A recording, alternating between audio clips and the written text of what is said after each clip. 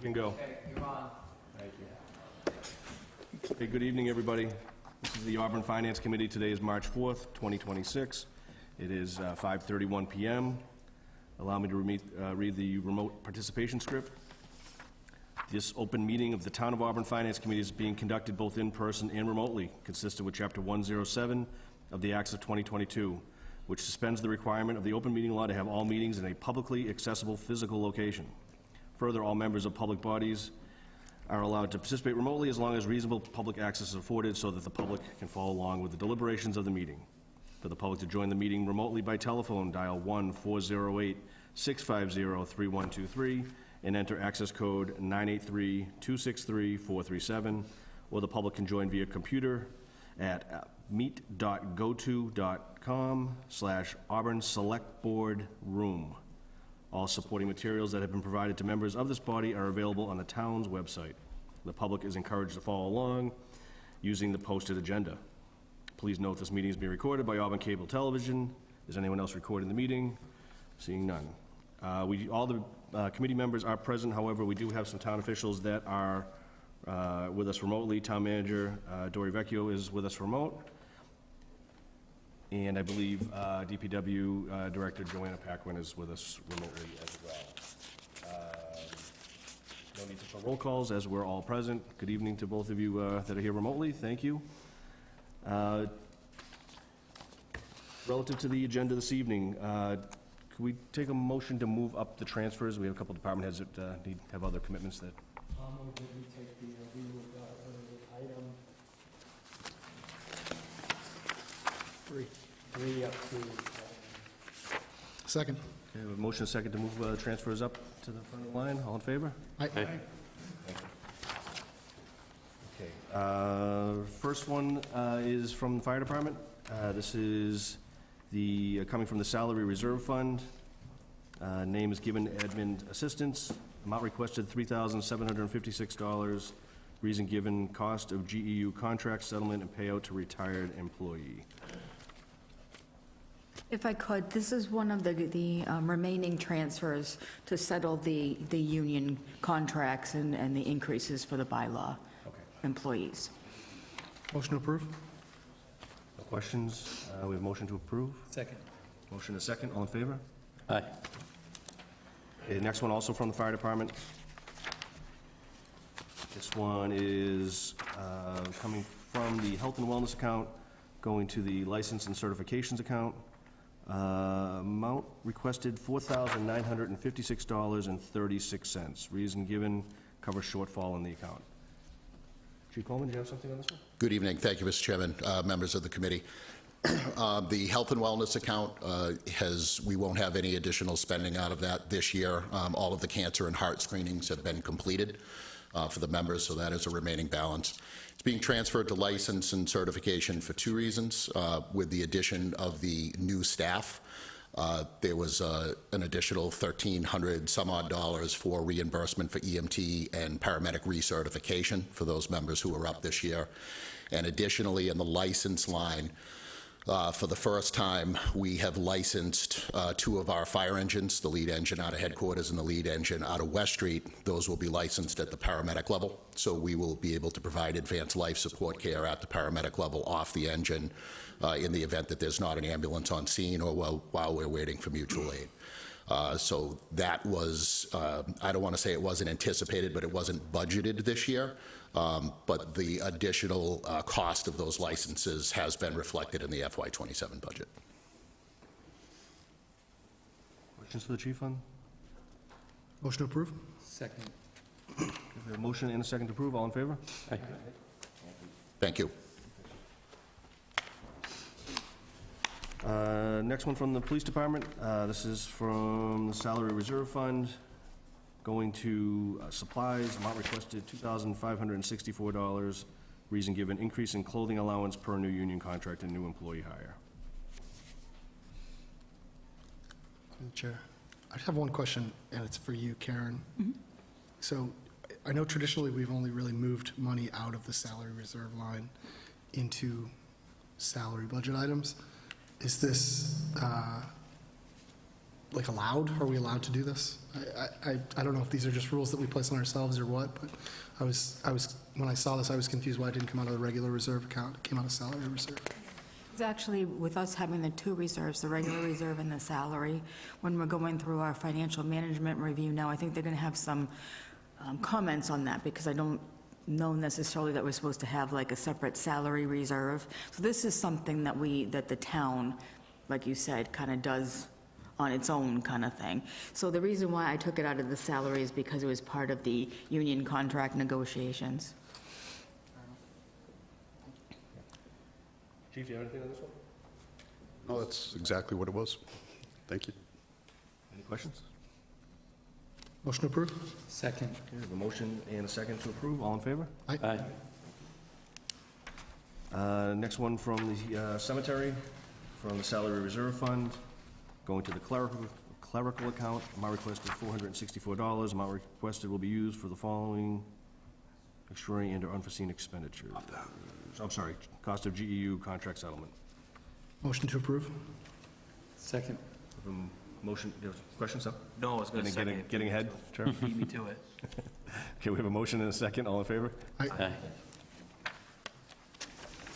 From the reserve fund, DPW fleet maintenance is requesting, yeah, this one's a number.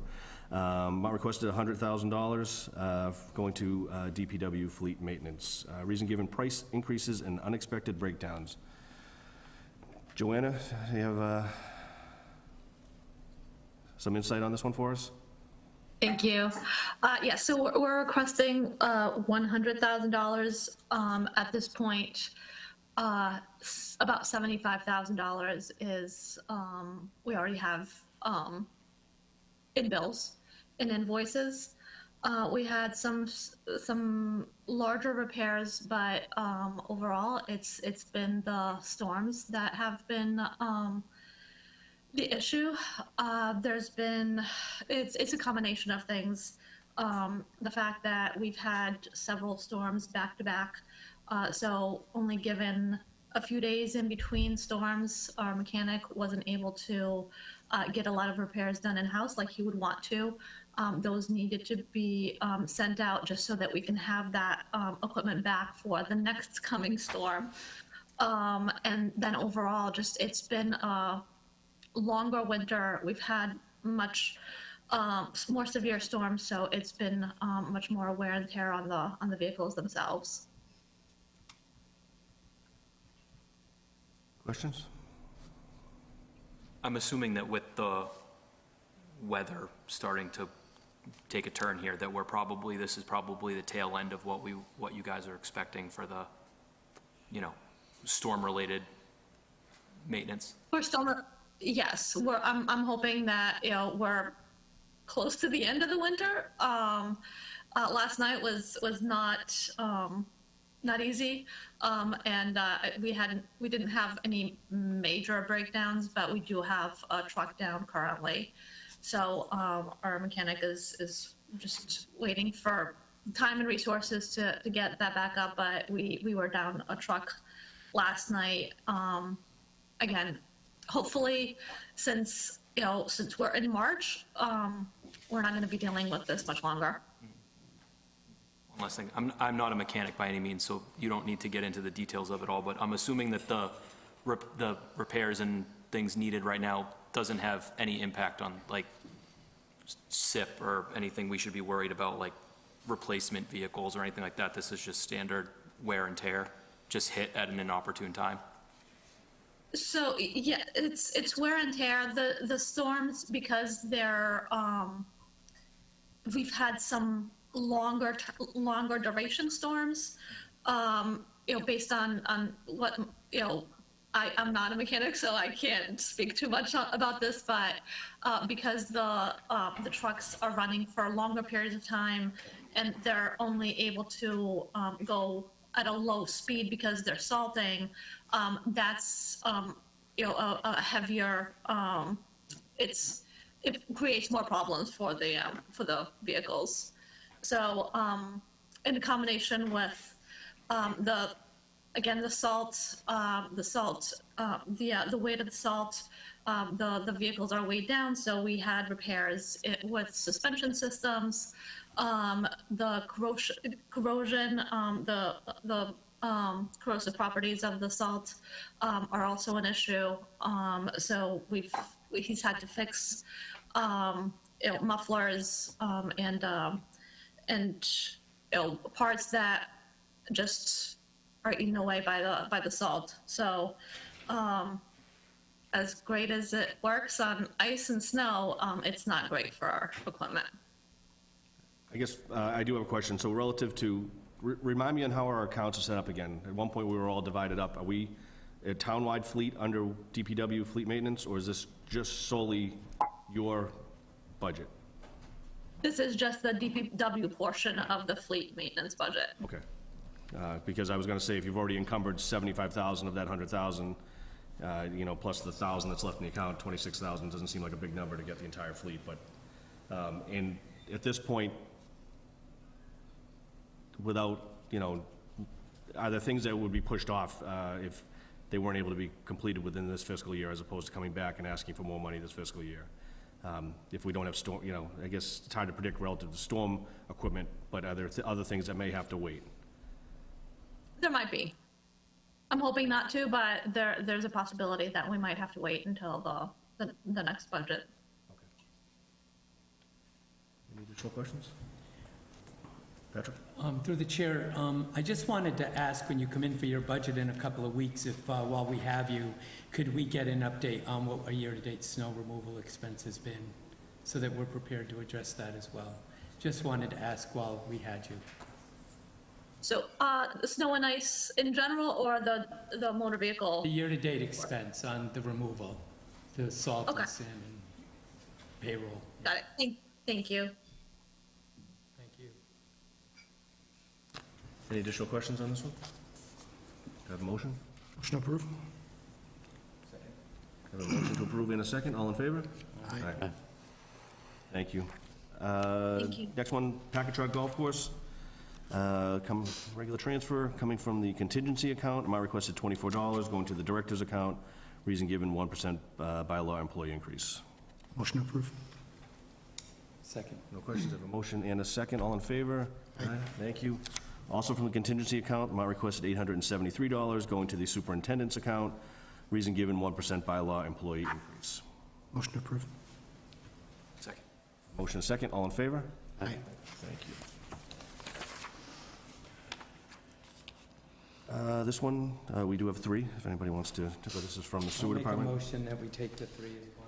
We have a motion and a second to take these three, all coming from contingency as one. All in favor? Aye. Okay, I'll read them off. From contingency, amount requested $24, going to the director's account, a 1% bylaw increase. From contingency, $39, going to operations manager for the 1% bylaw increase. And this one also contingency, amount requested $16,073, going to the wages account. Reason given, union contract settlement. Any questions on these? Motion approved? We have a motion to approve and a second. All in favor? Aye. Okay, coming from the salary reserve account, this is from the treasurer collector's office, going to the clerical account, amount requested $2,553. Reason, amount needed to cover wages through 6/30/26 after filling all open clerical positions. Motion to approve? Any questions before we? No? I have a motion to approve in a second. All in favor? Aye. From salary reserve fund, this is also treasurer collector. Going to the treasurer/collector salary, amount requested $21,724. This is reason given, the cost of assistance from retired treasurer/collector for 15 hours per week through 6/30/26. Any questions on this one? We do have Kate Spanos here. I think you may have alluded to this one when you were with us previously, but can you just remind us since we're discussing this? Thank you. So as I had mentioned last week, we currently have Mary Ann Murphy on board about 15 hours a week. We're an office full of new employees, as I'm still trying to onboard my new staff. I have Mary Ann in on a part-time basis to still mentor us, tutor us, and to keep us afloat. My concern is year-end is under 4 months away. I have my deadline to get everything to the state, like, I'm begging to see if we can keep Mary Ann on a little bit longer. Just on a note relative to retirees coming back as post-retirement or whatever terminology is utilized, there are multiple benefits beyond their experience they bring to the office, because we're really just paying a salary, right? We're no longer paying benefits. So we're kind of getting the best of both worlds to bring some of these folks back as far as a value, a cost value for the community. Am I correct in that That's assessment? correct, yes. Questions on this one? Motion to approve. Second. Okay, we have a motion to approve and a second. All in favor? Aye. Thank you. Okay, this one is from Auburn Cable Television, from the contingency account. Amount requested $2,736 going to the salary account. Reason given, bylaw employee 1% increase. Any questions? Motion to approve. We have a motion and a second. All in favor? Aye. Thank you. Motion to take the next three as one, since they're all going to Library, library. and we have a motion to take all three going to library materials as one. We have a motion and a second. All in favor? Aye. Okay, I'll read them off, and I believe we have the library director with us, and maybe we can go over these when we, after we read them off. So computer services, amount requested $3,000 going to library materials. I'm going to read the reason on here. We will likely not expend the remainder of this account this fiscal year, and community has requested an increase in new materials. Sure you'll be able to go over all the details of why we're requesting this. From programs, amount requested $5,000 going to library materials, and from assistant director, amount requested $5,000 also going to library materials. And thank you. Can you give us some explanation other than what you tried to squeeze in the small box there? Yeah, sure. So as it says in the description, we recently completed our new strategic plan, and one of the goals of that is to expand materials, particularly popular and new materials. These accounts, so computers, programs, the assistant director position, that was just money that was kind of left there to keep that position open, which we'll get into a little bit in my budget presentation. So that wasn't really going for anything else right at the moment. And computers and programs, we've just hired a programming librarian, so she is likely not going to get through the entire rest of that budget this fiscal year. And computers, we've, fingers crossed so far, we've got a few months left, haven't needed to make a lot of repairs or replacements or anything this year, so this money would seem to be better served going into the collections, the materials. Yeah, just What is library materials? Just I don't, Oh, yeah, sure. what goes into that Sorry. bucket if you could So clarify? materials is just a blanket terminology for anything that circulates that is lent out to patrons. So that's books, DVDs, music, Any of that stuff? anything, yeah. All right, thank you. additional questions? Motion to approve. We have a motion and a second to approve. All in favor? Aye. Thank you. This one from Human Resources. This is coming from the HR Director / Assistant Town Manager account. Amount requested $5,000 going to the advertise account. Reason given, unforeseen amount of advertisements needed for employment job postings. Do you want to? Sure, if I could. It was mentioned last week when Jillian was here that we do have, and the town manager mentioned it as well, that we have had a lot of job openings this year. So we need to move some extra money into that line item. Questions on this one? Motion to approve. Motion and a second. All in favor? Aye. Aye. From salary reserve, this is for general services. Going to the clerical account, amount requested $2,376. Reason given, to cover cost of payout to retired employee. Motion to approve? Second. Motion and a second to approve. All in favor? Aye. And from salary reserve, this is requested by Veteran Services. Going to the salary account, amount requested $31. This is to cover the 1% salary increase per employee evaluation. Motion to approve? A motion approved and a second. All in favor? Aye. Thank you. Okay, let's just do our transfers.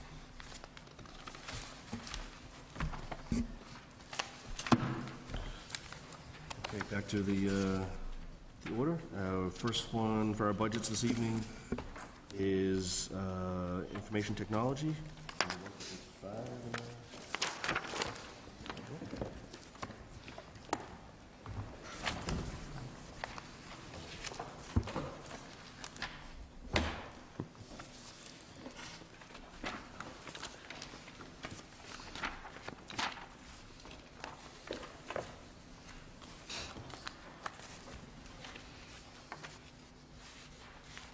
Okay, we've got Mike Marino with us tonight.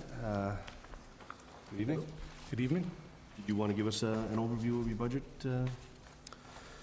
Yeah, my budget is mostly comprised of annual renewals, maintenance contracts. Not much has changed on that, it's just annual increases to keep up with that support. We do have a couple new pieces we're adding in here.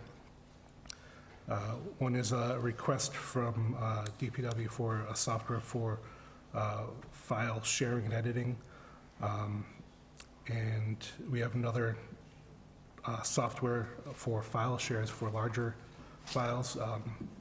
Sharing files through email, there's a hard limit, and we've run up against that where we're trying to send either flyers or, building plans, things that just can't be sent through email because they're too large. So this would allow us to send those out and securely receive those as well. Another one is an update to our employee portal. We have a portal in place right now where employees can input their time and get information, but there's an upgraded version that the company is pushing towards, and this would allow us to move to that, which would allow us to add more capabilities to that as well. And lastly, we want to add DPW permitting to the OpenGov platform that we're currently using for the building department and the town clerk.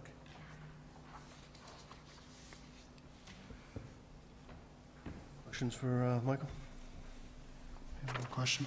You mentioned in your sort of overview that the endpoint protection increased due to it being a 3-year license. Is that because we're prepaying for 3 years? No, it's a 3-year license that we're set that price for 3 years, but we're paying it a third of each year. So this is part of that. So it increased even though we were willing to give them longer term? It doesn't surprise me like a lot, but There is a discount. I don't know the exact discount on it, but it is discounted.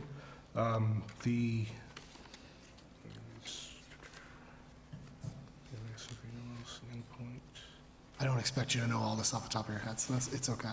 It didn't increase from last year for the Okay. endpoint protection. That's the same amount that I believe last year it increased because we added a different capability to it as well. But last year we had started with the first year, or this current year, is the first year of the 3-year term.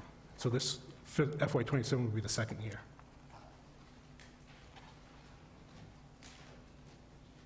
Additional questions? I guess just generally, obviously IT costs are going up. Are there any programs that we expect to have to renegotiate coming up in the next few years? Most of these are short-term licenses, so I assume we're negotiating them every year, but Exactly. like, I know we just got on board with OpenGov. Like, how long is that price locked in? How long are we attempting to sort of leverage longer term for lower prices as much as possible? That's possible when we can. Most of these are built into contracts as generally like a 5% increase or something like that. I know like our website platform has that built into it every year. It's a 5% increase. OpenGov has a percentage increase every year. So those are things that we're aware of ahead of time. and they're part of that contract. My last question, and I do apologize, only because this is something I know well. How much of our, like, software and IT services do we try to purchase under, like, statewide contracts for discounts versus just you figuring out who offers it and going out and getting it yourself? Most of the things we purchase are under state contracts. When something is brought to us or that we're looking for that isn't on it, we do request several quotes. Typically anywhere between 3 to 5 quotes just to try to get the best price. I feel like I'm doing a bad job of selling what I'm trying to sell, which is, I can't, like, you say this every year, I cannot believe that you're able to do what you do with the budget that you have. It's insane. I know that statewide obviously offer usually pretty good pricing, but the fact that you're able to, like, keep the town running and, you know, I'm not even going to say not have issues because the second I do, it'll be a problem, but, like, the fact that you're able to do what you do with the budget that you have is incredible, so. I know, like, when certain things that we purchase, like when we purchase computers, because of the amount that we get at a time, we usually get better discounts that aren't on the state contract, but we do push out to get different quotes, just to see what the best option is. Makes sense. Additional questions? Michael took my one line that I say every single year. I'm sorry. I can't believe that you run, It's because I feel like it sounded like I was being negative, and I realized in the moment, like, no, this is. take my positive spin, okay, that's good. But technology certainly is something that evolves faster than, at least me as, you know, as a layman can even try and keep up with it. Andy brought up at the last meeting, you know, AI entering the realm, you know, malware and cyber attacks, and I feel like your budget is so always like level, you know, is there enough there, and what protections do we have? You don't have to divulge what we have in place, but, you know, are we in a good spot? I mean, everything revolves around technology now. Yeah, we do have multi-layers of protection involved in this, so, I mean, there's always, you know, vulnerabilities that come out, but we do try to stay on top of those. In yours, you know, I think your budget is what we've seen in the past, which is department request matches exactly as the town manager's request. Was there anything that you went to the table for? Dory's shaking her head no. Was there anything you went to the table for that you didn't get, or you were seeking out? Honestly, the only thing that we almost didn't get was the DPW permitting for OpenGov, because that was a significant increase, but they were able to find a way to add that in, so that was great. So Kevin kind of brought up, I asked about AI last week, and I'll just kind of expound upon that, because the SaaS companies have taken a pretty good beating because of the quick upgrading with AI. Do you see that being beneficial to a department like yours over the next 3-4 years, or do you think that those SaaS programs are going to get minimized as AI takes over, or I'll just kind of get your idea on that? Yeah, honestly, it's up in the air right now. Like, it can go either way. We try to keep an eye on things, the trends, and see how they go, but it's just something that I just can't really predict at the moment. Mm-hmm. Okay, fair.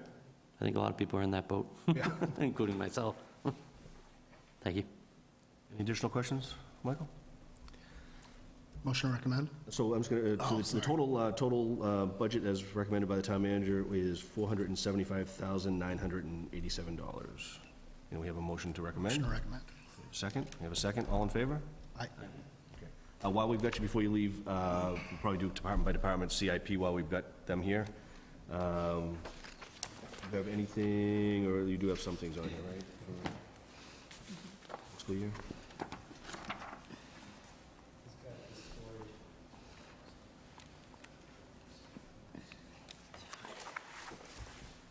Do you have your CIP in front of you, or you do? Anything, do you want to go over anything on there, or? For upcoming FY27, we're replacing another third of the computers. That keeps them in line with the 5-year replacement schedule. We also have an item to replace one of the storage devices, and that will keep that as a 5-year schedule as well.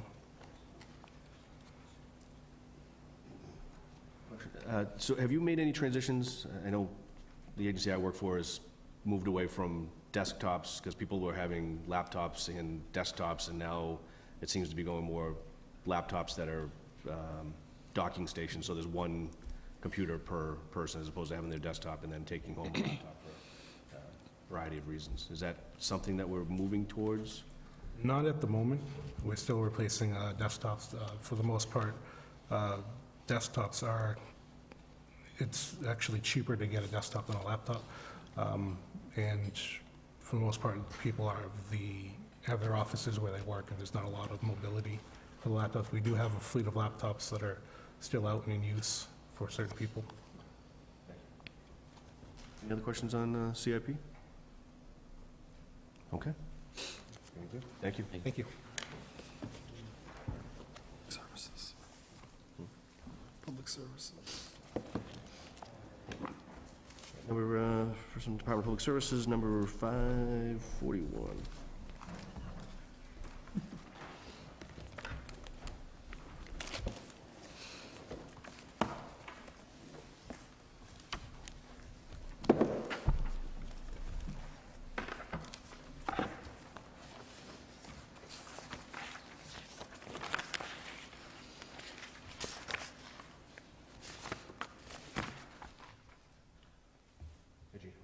Good evening.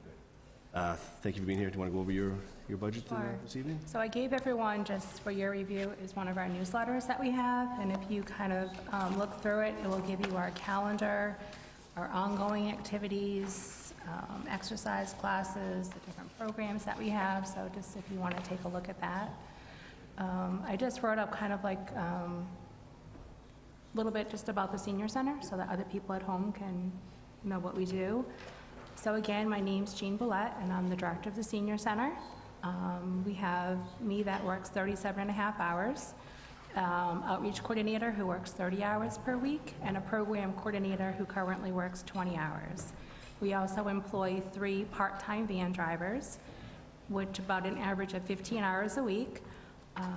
And then in addition to our paid staff, we rely really heavily on our dedicated volunteers who help with day-to-day operations as they do Meals on Wheels, they help with programs, running programs, receptionists. We have, according to the 2024 census, we have 5,067 residents aged 60 and older. And this growing population continues to drive demand for our services and programs. We also have a nutrition manager. Her name is Judy Goneroff. She is employed by Elder Services of Worcester, but she is in the senior center, so we do Meals on Wheels and congregate lunches.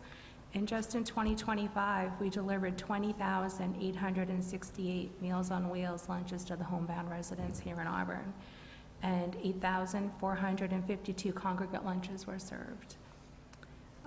We have a SHINE program, which is a volunteer who's certified, and his name is Pat Morris, and he will come to the center and meet with people, or he'll do phone calls. And that was about 138 residents that he saw last year. Transportation services are provided through the WRTA. We have a contract with the town. It is $47,889, and that covers the driver's salaries, the fuel, and the vehicle maintenance. The town covers the insurance costs. What else can I tell you? So the town's operating budget supports staff salaries as well as the maintenance, operation, and capital improvements of the senior center. All additional expenses, including programs, activities, instructor fees, and supplies, are through fundraising efforts, donations, and the state formula grant. The state formula grant is based on the 2020 census, $15 per elder, based on 4,713 residents. So we receive annually $70,695, and that funds key positions as the outreach coordinator, fitness instructors, and various program-related supplies. We also have Friends of the Auburn Senior Center who are able to fundraise, and they are a good financial support for the senior center to help with entertainment, to help with If I need napkins, cups, coffee, things like that, they fund us, which is great. So on my budget, the only thing that's kind of a little bit different this year is I'm just proposing an adjustment to staffing. Kristen Pappas works as the full-time recreation director, 20 hours, and then her job is split. So what we're going to do is have Kristen go back to be full-time recreation director because of all the responsibilities that she has and trying to keep up with summer camp and craft fairs and different things that she can't really support the senior center. So you'll see where it says program coordinator, new. So the amount of her salary would fund a 30-hour per week program coordinator, just to ensure continuity of programming and maintain our service levels. And so that's my budget of $203,430. So just to clarify, Kristen is actually the second line coming off, and the new program coordinator is the line below it coming on. Just so Yes, $42,030 would be the new program coordinator. And that would be for 30 hours a week. And then Kristen would be just back full-time recreation director. So for my staff, I have just a program, which she is for 20 hours, but really can't do the 20 hours. And then just outreach coordinator, who's paid for by the state formula grant. And then I have 3 part-time van drivers. Yes. Does that give you 10 more hours then? Was Kristen like a 20 hour split? Yeah, for So- 20 hours for the senior center. Yep, so But no- really, she can't do the 20 hours because she's busy with recreation. Yeah, So this would be 30-hour position. Yeah, I'm happy to hear that. I think, I'm surprised the town hasn't had a full-time rec coordinator when it was split like that, so I'm happy to see that, and Yeah, it's hard for her to do both. absolutely, for sure, so, yeah. So I'm concerned because I don't, and I fully acknowledge I'm just looking for it now, but I don't see that reflected in the DPW budget, that the position would be moving full-time to DPW. Kristen's position? So Karen can Right. speak on that. If I could, that's going to be funded by the recreation revolving account, Kristen's salary. Explain it. And you said the outreach coordinator is funded by the, State formula grant. I just have a question, just Sure. to get to know what you guys do more, not so much about the numbers, but I know there's a number of like private, like Auburn Life Care and Eddie Pond and other places in the town. Do we do anything in conjunction with them to reach the elder population, or do we kind of treat them separately as like a private? Just curious in terms So, of event planning so in it- conjunction or services in conjunction or anything like that. sometimes if they have programs, they will invite our seniors, to go over if they have, say, like in the wintertime, they had a re-stroll, they were invited to go to the re-stroll. Life Care comes over and they'll do like little snack cups during bingo for us. We do kind of partner with, rehab centers. They'll come in, and it's good because they come in for free. They volunteer, and they'll do a program for us. Lutheran Church is going to do, not Lutheran Church, Lutheran Rehab is doing a spring plate painting, if I can speak, sorry. They're going to do something all about chocolate. So we try and get as many programs in as we can that is at no cost to the senior center. Yeah, okay. Additional questions? motion to recommend approval. Second.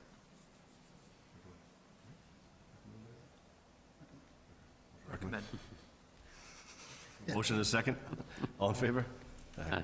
Do you have anything CIP related for this year? Not for this year. Not for this year, right? 28, I think, looks like the first one, next one. I think there's one coming up in 28, though, I just looked at it. Yes, I think so. It's her, let me just, Is that the furnishing? Sorry. your HVAC, isn't it? Yeah. So that I'm working with Joe Fahey because he's trying to get like the rebates. Yeah, the only thing is in fiscal year 28, it's HVAC. That's why we're asking, that's the only thing.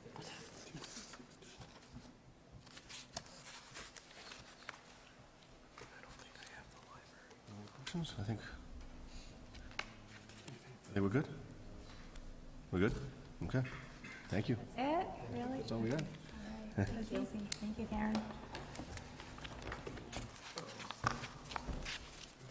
We have library up next. Am I having trouble finding the library? See, library? It's right behind. It's all in the public services. Yeah, just keep going. Thank you.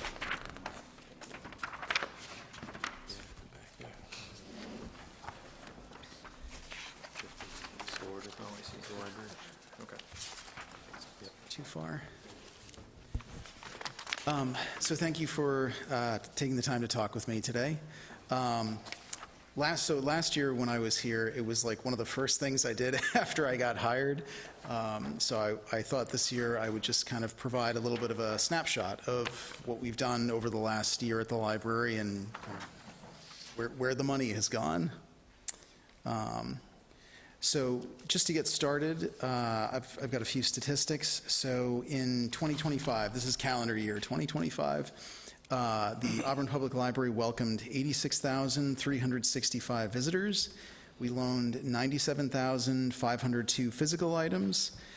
We loaned 26,814 digital items. We fulfilled 18,676 holds. We hosted 586 programs with 14,407 attendees. We loaned 947 museum passes. And we hosted 6,146 computer sessions for 3,808 hours. Unfortunately, we don't have a lot of great statistics from before I was hired to compare to, but I did pull these statistics for loaned physical items from 2024, and that was 86,171, so around about a 13% increase. And just kind of looking at most of our other numbers, it seems like most of our usage has gone up by about 10 to 15% over the last year. So there's definitely a lot of people using the library. Of particular note, so a few highlights that I wanted to pull out. So our summer reading program, library summer reading programs are one of their biggest programs all year.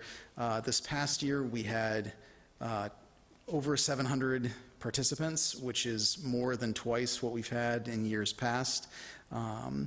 It was kind of an astounding increase, to be honest. Part of that was because we actually did adult summer reading this year as well, so it wasn't just children and teenagers. We actually had adults participate, so that helped. But we did also see an enormous uptick in children and teen usage as well. We've launched a number of new collections. A lot of these were very highly requested. One of them was the Library of Things, which, for folks who don't know, Library of Things is a kind of non-traditional lending collection. So it's things like tools, like a sewing machine or a drill set or a portable DVD player. We had some larger toys for kids and things. We've launched that to enormous success. People had been asking for that for a while, and it's been very popular. We also kicked off a video game collection this year. We're lending PlayStation 5, Xbox, and Nintendo Switch, and actually Nintendo Switch 2 games as well. The Switch and the Switch 2 games have been very, very popular and have been being lent extensively. I always make sure to word this very correctly. We are also circulating graphic novels for adult patrons, not adult graphic novels. That's something different. So these are, just graphic novels with, themes and content that are more appropriate to an adult audience as opposed to, kids. But that's something that's pretty standard in libraries these days. It was requested by patrons, so that's something that we're doing. And lastly, lastly from this list, we've done a lot more, but we kicked off the Hoopla streaming service at the library. So this is a library streaming service. It functions like any other streaming services. Patrons can log in, they can stream movies, TV, music, books, audiobooks, all kinds of stuff like that. The library is billed, so we don't pay a flat fee, we're billed per item that patrons borrow. That being said, there are caps and things that we have in place, so people can't just go crazy and destroy our budget. But it's a very, very popular service. We kicked it off a few months ago. In my experience, I've been at a few other libraries that have launched it as well. Usually takes a few months for it to get going, but then it will pretty quickly become one of the most popular, most used services. And then just to kind of finish off this list of highlights, we had an enormously successful trick-or-treating program this year. The day before, yes, it was the day before Halloween. We had almost 300 kids and adults come into the library to do trick-or-treating. We had different booths set up around the library that were staffed by either library staff or our board of trustees or friends of the library, just giving out candy and little toys and things to the kids. We also had 2 professional costumed characters. You can see in the picture there, we had Spider-Man and Wonder Woman come in, and there was a line out the door of people to meet them. We're hoping next year to involve the town manager's office, police, fire, the rec department, basically anybody else from town who wants to be involved. But it was a big success, and everybody seemed to have a lot of fun. One of our major accomplishments of this year, well, I mean, we did it in January, we voted on it in January, but it was the past year we've been running, getting together a new strategic plan for the library for 2026 through 2030. It was a year-long process. We conducted surveys, focus groups, something called a SOAR exercise, which is like brainstorming strengths and weaknesses of an organization with community members, our board of trustees, staff, the Friends, just anybody involved with or interested in the library to collect data to find out what people actually want to see from the library over the next 5 years. And some major takeaways were building more community partnerships, expanding programming and collections for all ages, improving the library's physical space, and supporting the library's staff. And certainly anybody who wants to see the strategic plan, I'm happy to get you a copy. It's also available on the library's website, along with all of the appendices. Those are just kind of the results of the surveys and everything. So we'll be breaking down the goals of that strategic plan. Since it is for a 5-year period, we'll be breaking those goals down into individual action plans that we'll be implementing each year going forward, and we're currently working on our fiscal year 27 action plan. So with that in mind, our fiscal year 27 budget was designed based off of the strategic plan with a few particular goals. Increasing staffing levels to allow for additional evening and Sunday hours, or Saturday hours, increasing the number of programs targeting an adult audience and increasing attendance at those programs, expanding the library's collection, focusing particularly on new and popular items, and providing the staff additional professional development opportunities. So this is the most important slide. I'll just kind of go point by point with what's built into the budget this year. So it's including an additional $28,639 to fully fund our reference librarian position. So last year, in our budget, we asked for a reference librarian, and the town manager said that we could fund it for half a year, basically. That's why we just hired that person. So this just reflects her salary for the entire year going forward. An additional $5,000 to change the youth services librarian position into the assistant director and head of youth services position.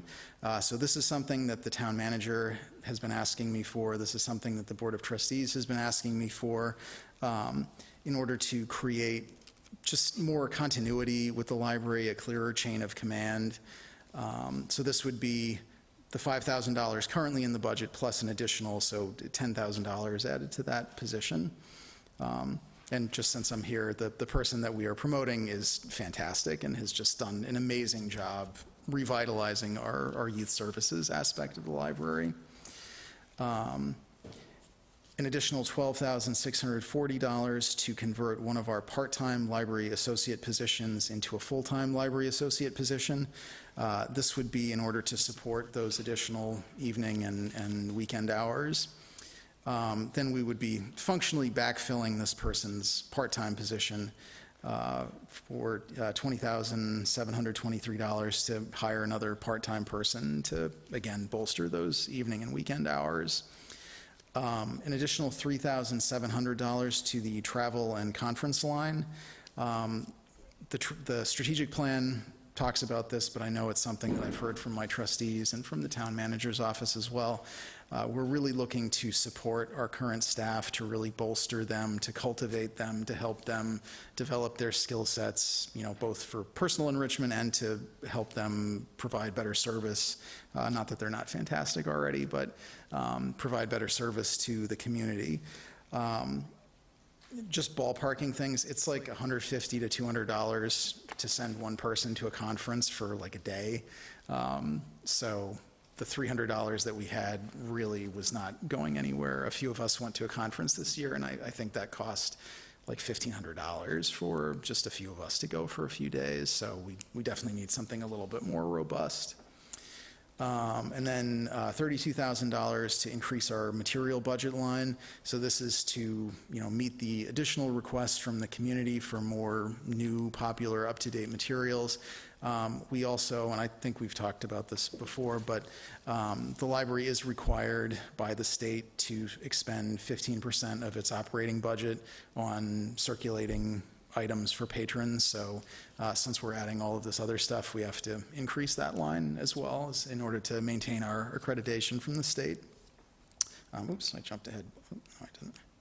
Jump back by accident. And then also this includes our contractually obligated increase for union employees and a 2% cost of living increase for non-union employees.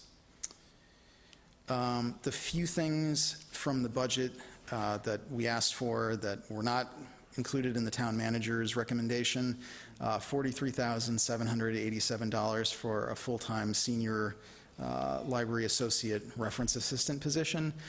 This is a little bit of future planning since we've just hired a reference and programming librarian. There's a phenomenon in the library world called reference burnout. A lot of libraries tend to chew through reference librarians really fast because they're just on the desk all the time, facing patrons, answering a lot of more involved questions. So creating this position would give a little bit more breathing room to that person and give them some time to have off desk to do some other things, which since they're a programming librarian as well, they definitely are going to need a lot of off desk time. $6,264 for a part-time library page position. A page in library terminology is someone who handles a lot of the more basic functions of the library, reshelving books, taking hold items that are put on hold off the shelf, that kind of thing. So adding this person would just free up some of our other staff to do more involved work. And then just an additional $9,000 for materials funds, which we would need if we were adding these additional things. Let's see. So that kind of wraps things up. I hope everybody feels like the funding for this past year was used in an exciting way. I feel like it's been a very exciting year for me. We've done a lot. It's been a lot of growth. It's been a lot of fun too. So. Questions? Charles? Yeah, just quickly, I didn't realize, I just want a clarification. The $134,000 for materials needs to be 15% of your total budget? Is that correct? Yes, yeah. Okay. Just It's mandated that as the budget goes up. Oops, I took that. Yeah, no, just to quickly, on 913,641, 15% of that would be 137,040. So I just want to make sure we're in compliance. Yeah, we can use, there's a few other things that we can do to balance that out. So yeah, I was aware. I just want to make sure from a compliance perspective, we're not out of range for anything. Yeah, no, there's a few other things we can use to cover that. So yeah, no, I appreciate the second pair of eyes though, definitely. And then just as, obviously, you talked about the strategic plan, you came with transfers before about increasing material. In a kind of evolving electronic world, what does new material look like in terms of, I saw it said you had about basically like 4-to-1 in terms of physical copies versus digital copies, but I'm wondering if part of that has to do with supply. So what does the strategic plan look like in terms of digital versus physical? And if it's increasing in a digital way, is that number going to continue to like shift, or, I'm just curious what that looks like. Sure, yeah. I will say, so I was working at a different library during the pandemic when we saw an enormous spike in our usage of digital items, which I've been led to believe was pretty consistent across most libraries. That did come down a little bit then after the pandemic, but not all the way, and also physical items also increased. So, I think in general, there's going to be a steady shift up of digital materials, and maybe that will bite into a little bit of physical materials. But in my years of libraries, even with the pandemic and everything, I haven't noticed digital taking a huge bite out of the physical materials. It's more like everything is kind of just going up in kind. The one tricky thing is digital stuff is much more expensive than physical stuff. That's what I'm thinking of, is if we're trying to, if the need in the community is to have more digital, and we're investing in the digital, then we're not getting as much material as we want. So, obviously, that's a balancing act that that's, part of what you do. And what I'm here to ask about. Yeah, I can tell you we have a meeting scheduled tomorrow, because I knew I would be here tonight. I have a meeting with my manager scheduled tomorrow to start talking about exactly this kind of thing. So, it is a balancing act. And it's unfortunate that the publishers kind of rake us over the coals with this type of stuff, because the types of ebooks that you as an individual could buy for like $20, $30, it's like $120 for a library to buy, and you only can use it a certain number of times. So, I think you're right. I think we will be seeing the portion, if not the quantity of items, at least a portion of the budget growing. I guess just, in light of that, obviously the 15% thing was something I was unaware of, and I've been doing this a while, so that's egg on my face for not remembering that or realizing that, but. It's 15% for our community because of the size. For different communities, it's a different percentage. Yeah, I'm thinking just in terms of, over time, like, seeing it actually go beyond 15 if the needs are, there to if we're seeing it again in certain ways to get there. So just trying to look ahead. Appreciate the feedback. Yeah. Patrick? Would it be fair to say a 15% for a community our size? Could that be a fair? Yes, it's based off of population size, so, yeah. I just wanted to clarify that, because we've been on material, that year-to-date, you only have 60-something thousand spent. The 13 you're moving today is 75, but it sounds like, because we're adding, that before year-end, this actually helps, because you need to spend, you'll spend that, but you needed the 13 as well. Yes, it's, when I met with the select board a few weeks ago, I also mentioned this. So a little bit of background information about Library Land. There's been kind of two major distributors of physical items for libraries, Baker and Taylor and Ingram. 2 months ago, Baker and Taylor went out of business, so we're down to just the one. So Ingram got slammed with orders from people who, right around Christmas time, from people who were pivoting away from Baker and Taylor. So for about 2 months or so, there was a real big delay in things that we were purchasing. So this number actually doesn't reflect totally everything that's, so we've spent more than that, but it's just starting to come in now. And it seems like their delay, they've kind of straightened that out, so. Got one disclosure. My wife is a member of the Library Board of Trustees. I am also in that photo behind that creepy mask. And as my wife and son. I thought you were going to be the Spider-Man. I'm not a pro. No, you can tell my pose isn't quite as good. So the one question I may have done that on purpose. Pandering sometimes works. The one question I had was, in the past, I know we've had a lot of trouble filling positions. So I was just hoping to get a quick update on like where we're at from that perspective. It seems I've noticed more staff, but figured I'd give you the opportunity to talk. Yeah, no, I think it's safe to say we are past that problem now. The last position that we posted, the reference librarian and adult programming librarian position, we had over 50 applicants. So since I've been on board, we've hired a full-time library associate, full-time youth services person, which that will be the assistant director and head of youth services, and recently hired reference and adult programming.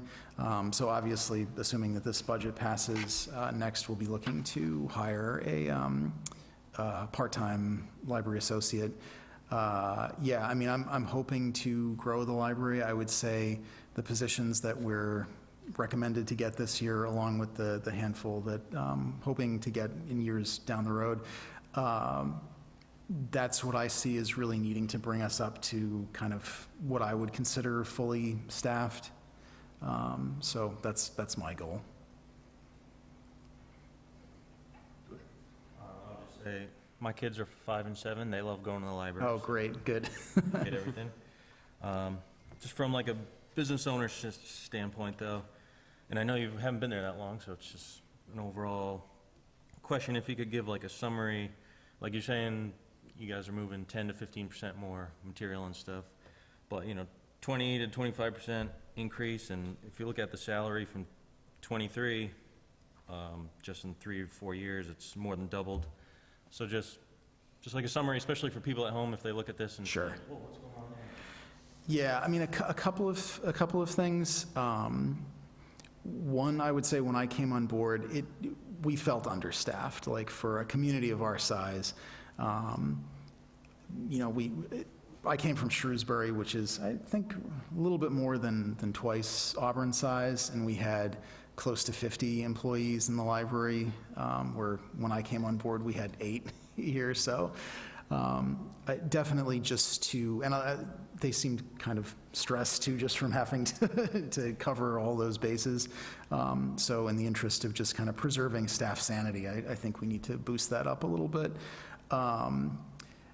Also, like I was just saying to Mike, once we've gotten these couple of positions on board, I don't see an immediate need for anybody else. So this is kind of just, I know it's been a big boost, and I appreciate the select board and the town manager and the finance committee supporting me in this. It's not going to be a continual year-over-year 20% increase in requests. This is just kind of to get us back to what I think is sort of a baseline for what the community should have. I mean, obviously, library service, there continues to be a demand for it, and every community I've worked at, there's year after year, there's more and more interest. So I suppose at some point, the community will just have to decide what they want to prioritize in funding. But I would see within the next year or two, things stabilize a little bit as far as what I'm asking for growth-wise. So, this is a question for Karen. The fiscal year 23, 24, 25 budgets, those are actuals, right? That's correct, actual So expenditures. the other thing I was going to just mention is that my recollection, having been on this board, I think for all of the years that are covered, is that we typically budgeted significantly higher for library associates, and we often had positions that went unfilled.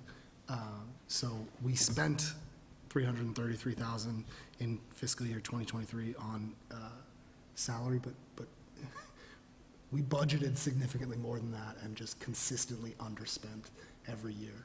And so, obviously, this is an increase. I don't want to pretend it's not, but some of that increase is just a reflection of the reality of actually having people in the positions that the town decided we needed to fill. So. Andy? I just want to say thanks. I know, like you said, this was kind of your first official business last year, basically, and I mean, this is, I think, what, Kevin says all the time, we're looking for, to be able to see, to be able to see 80,000 plus circulations and in that, like, again, I love the library, I don't go as enough, I should use it more, as should everybody, but, being able to see those numbers, and I hope you continue to kind of keep those and get a better backlog, for the years, because it does help justify, in my mind, expending more money into something like this that is such a community center piece. Yeah, that's one of the things that I've been very focused on since I've come on board is consistent statistical tracking. We had a people counter installed on the door. Before then, staff had just been counting by hand as people came in, and that's very tough to keep up with. So yeah, going forward, we've got some very solid, consistent statistical sheets. So I'm hoping next year and each following year, I'll be able to show kind of comparative statistics. Yeah, just to build on what Andy said, great job with the presentation. That's exactly what we were looking for. I love that there's differences between the department request and the town manager's request, that just I can almost hear the conversations you had with the town manager and, the CFO, and you outlined it in your presentation where those differences were. That's a great job. Like Andy said, is when the town's folks look and see $913,000, and maybe they haven't been to the library in a long time, like, that's a lot of money, what goes on there? These are the type of things that are justifications. And just to sort of wrap up, I think what you said about the positions and the number of applicants, in my mind, that's telling me that the culture down there has changed significantly. Not only are you getting more people in, more programs, you're improvising, you're adapting to the ever-changing environment, you're doing surveys to see what people want to see and what are bringing them in. Like you said, if you've got that many people hiring, the word's out in your network that it's a Pass down the copy of the strategic plan for you.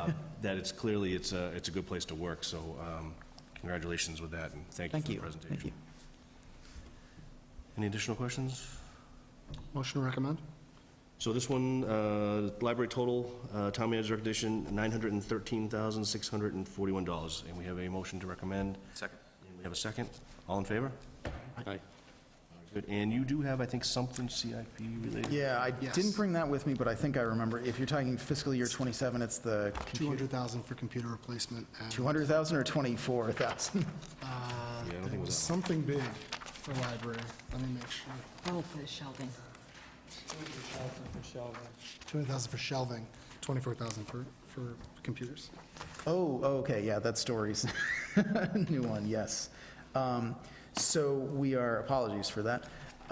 We are looking to, we're looking to do a library expansion, obviously. When that will happen, exactly what shape that will look like, we're not exactly sure at the moment, but regardless, we really would like to redo the shelving in the library. Right now, it's very big, it's very kind of blocky.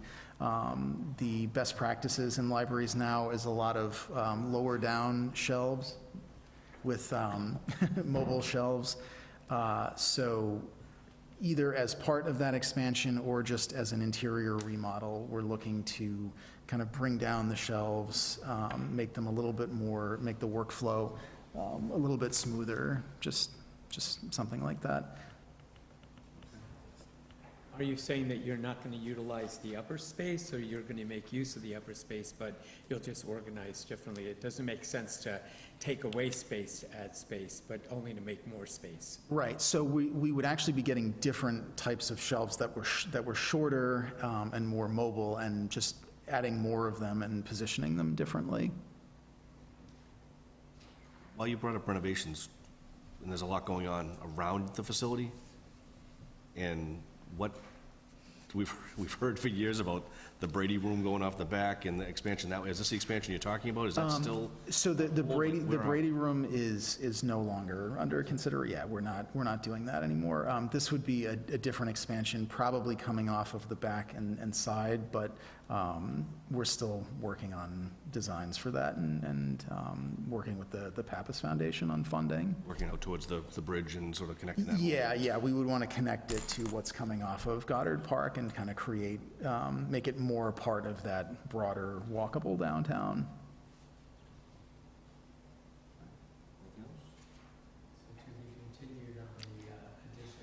Yes, yeah. Hopefully we'll have something in the not-too-distant future. Very good. Thank you. Thank you.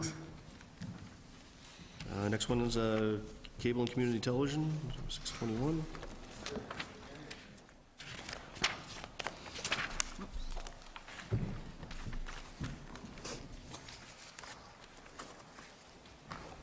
Chris? Hey. How are you? Good, yourself? Thank you for being here. There you go. Do you want to give us an overview of your Your budget for this year? Well, we're really only changing one thing, that's part-time salary. We're increasing it to, let's see, bringing it up to $10,000. We're increasing the pay for meetings over 2 hours to $75, and meetings under 2 hours, we're keeping it at $50. Last year, fiscal year '25, we had 188 uploads. Those are combined meetings, senior center events, concerts, town events, and various ceremonies like swearing-in ceremonies, things like that. Some of them were streamed live, some of them went live on cable, but all of them were recorded and then uploaded to YouTube. I mean, of those, 40 were over 2 hours. Of that 40, 10 were over 3 hours, and one was over 5 hours. So the selectman and town manager and myself thought that the cameramen deserved a raise for meetings over 2 hours, and we haven't had a raise in 15 years, 20 years, something like that. What else do you have in your budget that you want to go over? I mean, It's pretty much the same. So on the budget side, but just so in terms of what people know that your group does besides record meetings, can you just give us a brief overview for anybody at home that may not know? Or Well, amongst other things, we funded the entire Pappas project. which was No, pardon me, not the Pappas project. Gleason. Gleason, okay. Yeah, we brought the entire rebuild of Camp Gleason. In the past, we did the press box at the high school. We did the fiber iNet for the town, both the town and the school. This year, we're adding more fiber to between town hall and the high school. We've run out of links. We can't go live from Gleason because we don't have enough fiber running between here and the high school where our head end is. So we're scavenging the fiber from Mary D. Stone. Purchase order's already been written. I think it's less than $4,000. And picking up fiber from one of the poles down the street and just bringing it into the town hall here. So, like I said, we cover all town events, all meetings, just about every committee in town. We're willing to do more committees, like Elm Hill, like the water districts, but I need someone from the town to kind of smooth the waters, as it were, so I don't put my cameraman into a hostile situation. questions for Chris? Funding sources, your budget's a little bit unique, right? Some of the Yeah, we get 100% funding from Spectrum. It's 10% off of their gross revenue based on their basic cable fee, including their shopping network. So last year, this year's budget came out. This year's check was about $254,000. The first 6 months of our new contract, it was about $435,000. Pardon me, the first 18 months was $435,000. So we're still within that $50,000 buffer of our total budget and what we brought in last year. So which, the original year was because there were that many more people getting that service? No, it was based on the first 18 months of the contract was based on the new percentage of 5%. That's why it was $435,000. And then the next full year, it came up to $254,000. That's because fewer people had that package, is that why? And I guess my question is, as future negotiations of that contract, would we try and adjust what it's attached to? My household is using the Spectrum for internet service, but we're not using it for the... Yeah, we have no say in that. all of that has been taken, all of that decision-making has been taken away from the towns, and it's in the State House. They are looking at alternative fundings, sources, charging a franchise fee for streaming services, but nothing's come of it yet. So every municipality that runs something similar to what you run is going to be running into the same issue for the future? But we don't have a lot of people. Myself is the only full-timer on that funding. I think I pick up 90% of John's salary and 10% of Mike's salary. It's 91 something, but yeah. Yeah. I just looked. It's in here. It's a finance committee. Any questions for Chris? Motion to recommend? Second. We have a motion to recommend and a second. All in favor? Aye. Any CIP? Not this year. 28, okay, yep. And we changed the table design at Gleason, I heard. so it's more of a wing now. Yeah, that's good. Can't wait to see it.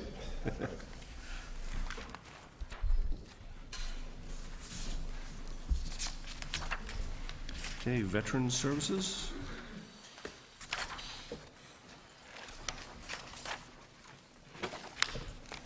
Mr. Chair, How are you, rest of sir? the committee members. I don't know that we've, My name is Dave Adams. I'm your VSO. nice to meet you, Jay. I do have a little PowerPoint slide presentation. It's about 40 pages, but just kidding, it's 4 pages. So. Try to keep it simple, everybody. Oh, where's that? Okay. So the first slide, first of all, I started here in pretty much January of 25. I hired on, I'm a VSO in Oxford, and I run the Veterans Council of Southbridge as well.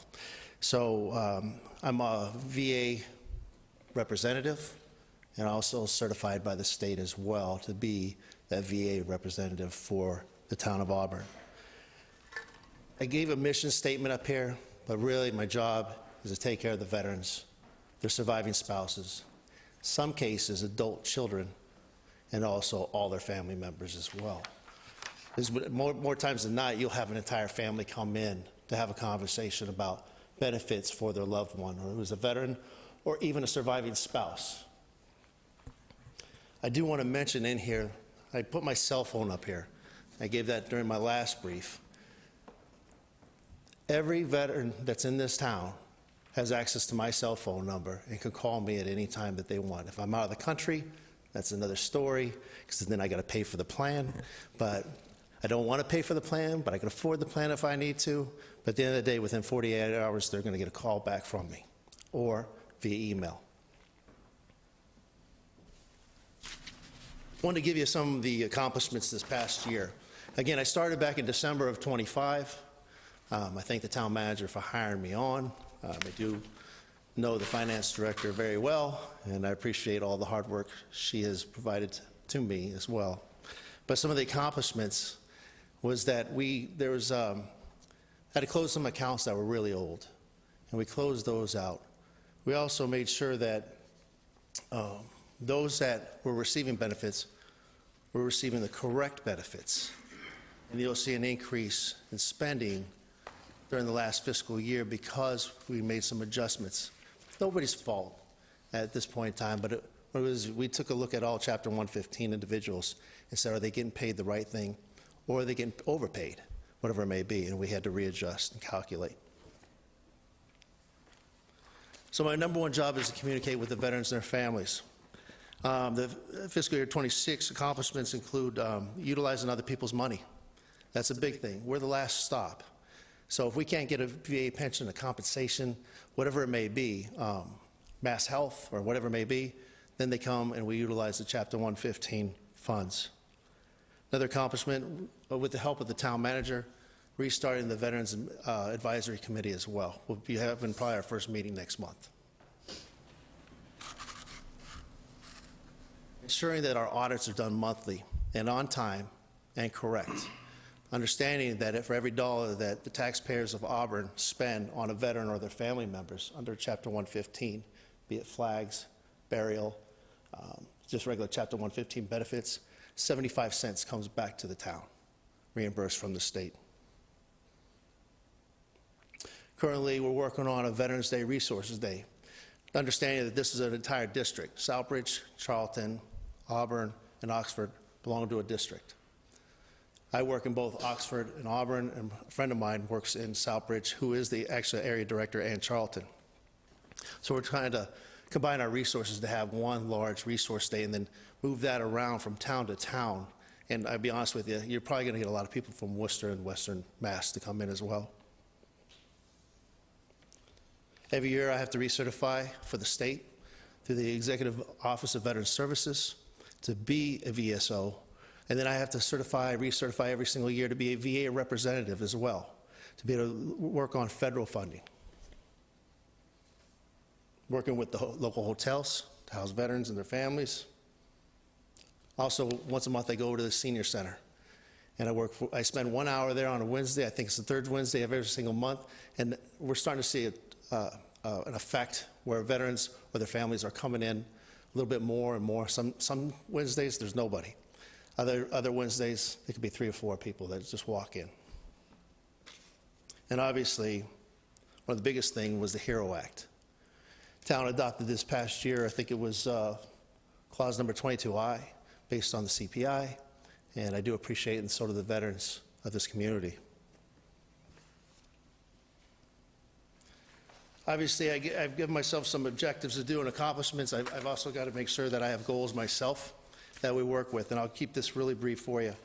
The objective is to provide veterans, surviving spouses, and their family members with the proper benefits, be it town, state, or federal. Goal number 2 is to continue to improve the communications with the town itself. Re-updated with the help of IT, the website, or the web page for the Veteran Service Office, Facebook page as well. Not many people on it. It's been dead for a little while, but we'll get there. Also, any type of parades or resources days or anything like that, I advise usually your American Legion and other veterans organizations within the community itself. And then last but not least is training. So the training is I have to spend a whole week at a conference to be VA recertified. And it'll reflect here within the budget for this coming fiscal year. Also, I have to recertify through the state as well to be able to do the Chapter 115 benefits as well. Last but not least, the budget. So this year, I did request to the town manager and the finance director an increase of about $15,000 within your Chapter 115 benefits. That being said, there are reasons behind it. When I took a look at the budget from last year, I noticed the last few years it's been level, $115,000, but cost of living has increased every single year. And right now, taking a look at the budget that Karen gave me the other day for this fiscal year, we're right on cue for that 115. But we also still have to buy flags.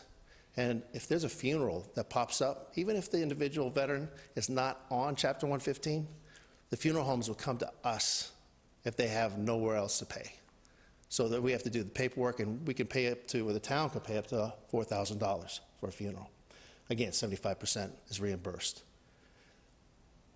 Tomorrow, somebody can walk through my door and automatically qualify Chapter 115 and get up to about $1,500 to $1,700 a month. So we're going to go way past, we could possibly go way past what you're budgeted for. And my thought process behind that, speaking with the town manager, was it seems like we'll have to go ask for a transfer every single year. I'm going to tell you right now, to be honest with you, you're going to go over that budget come next year if it stays at 115. Reason being, cost of living went up 2.8%, and that increase starts July 1st of every single year when we recertify the veterans. Last year, I believe it was there was a transfer around $5,000 that came to you guys as well. So that's my reasoning behind that. When it came to the payment, obviously, there's an IMA with Southbridge, Charlton, Oxford, and Auburn for the area director, which helps pay. So if I disappear tomorrow, he or she covers this area automatically. So the individuals are getting paid constantly. Also, Supplies remain the same. And the conferences, I believe it went up a few dollars. Every year, like I said before, I have to be VA certified. That cost is about $500. I do work for the town of Oxford, and I'm asked that the two towns just split that cost. That conference this year is in Reno. I'm not going to Reno. I'm going to be online watching them in Reno. So be there. And then also I have to belong to the organization, which is NACVSO, which is a County Veteran Service Officer organization. There's only certain organizations within the United States that are qualified to be a VA representative. You can't just be Bob off the street and say, here you go and sign your name. You can't go to court with them. You can't do anything. You can't even talk to the VA without authorization from the veteran. And lastly, there's a couple organizations that I do belong to, most VSOs do within this community, which is Massachusetts and Worcester Veteran Service Officers Association. So that's pretty much my, my little spill. Open to any questions you may have. Questions? I'm just curious. Obviously, there's VA funding that from like federal and state level, and you're saying like are we the last line in terms of if a veteran needs something, they're going and reaching out to a federal organization and then to a state level, and then where like the final or. So there's so many resources out there. They ultimately will call me because I work here in Auburn. You can pull up the VA website and you'll see my name on there. A VA representative can represent any veteran throughout the world. Chapter 115 can only be represented by that town. Yep. So it could be, every case may be different, and it's a good question. Every case could be different. So it could be, let's say somebody's on Chapter 115, but I find out they're only making $900 a month on Social Security and they have $5,000 as assets. Doesn't matter if you have a car or your house. My first job is to take a look and line out, see what you qualify within the town and in this state, but can we use other people's money, the VA? Can we apply for a pension? Maybe they don't have a disability for their service. We can apply for a pension. That also includes their surviving spouses as well, if the veteran served during a period of time which qualifies for it. Hope I was able to answer that question for you. No, that's helpful. Thank you. It's all over the place. There's a lot of red tape, but my job here is to make it smooth for everybody all across the board. Right. Additional questions? Motion to recommend? Motion to recommend, in a second. All in favor? Thank you. Appreciate your time.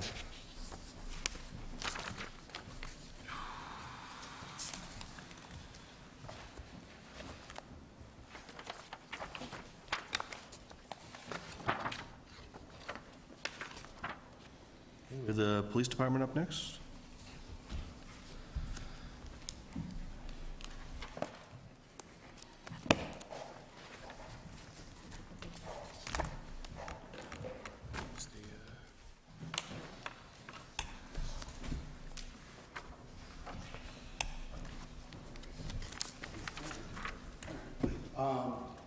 Thank you, Chief Mills, and bring Deputy Chief Charlton with you, so thank you. Members, thanks for hanging in there and taking the time, obviously.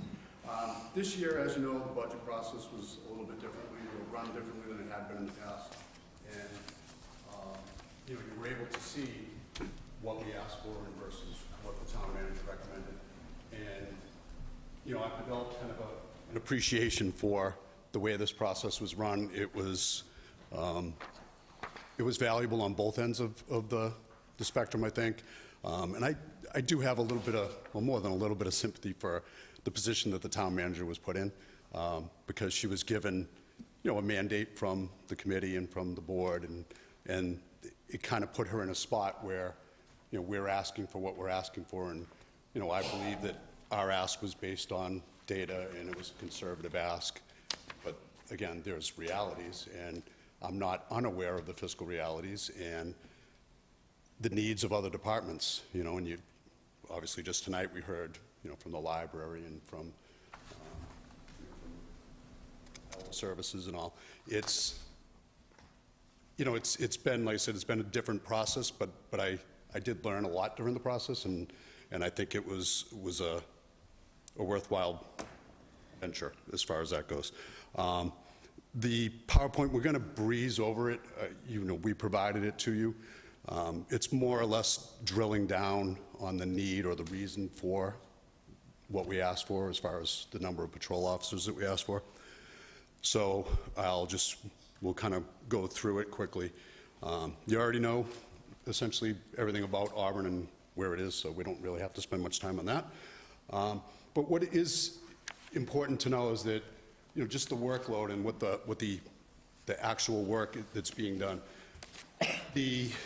What we've noticed is not a drastic increase in calls for service necessarily, but there's been an exponential increase in the amount of time that our officers are spending on each call.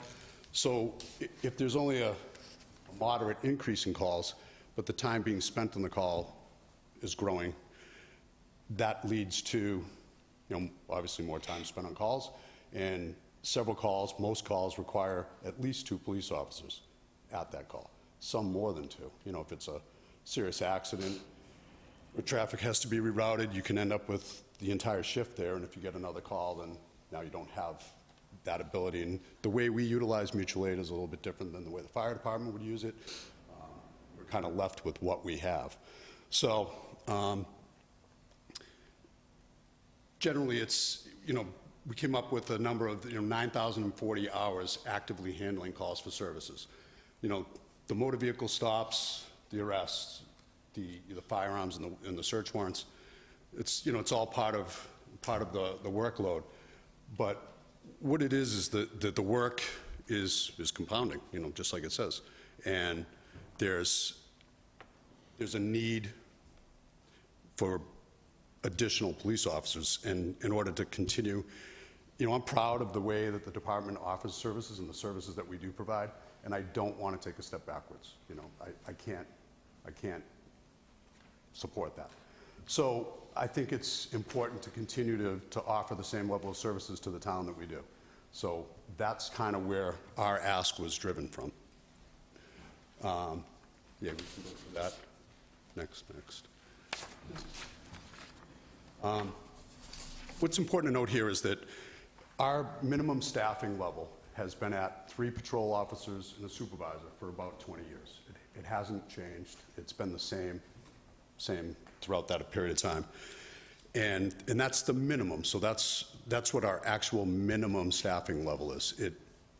As you see, 73% of the shifts last year were at that minimum staffing level.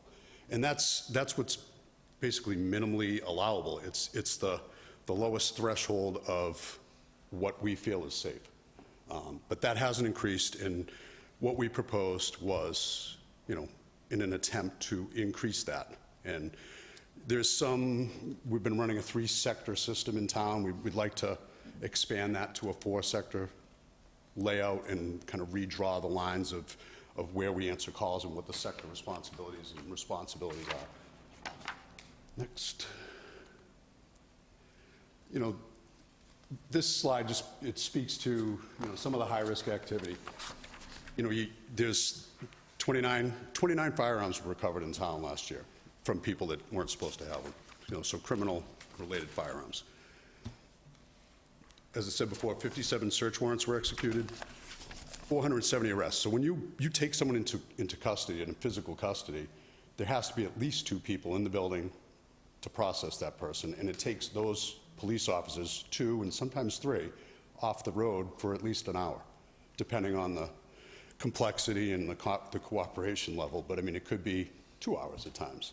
So those police officers are not on the road during that period of time.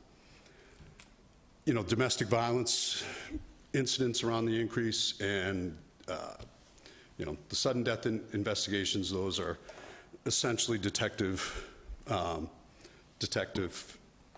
functions.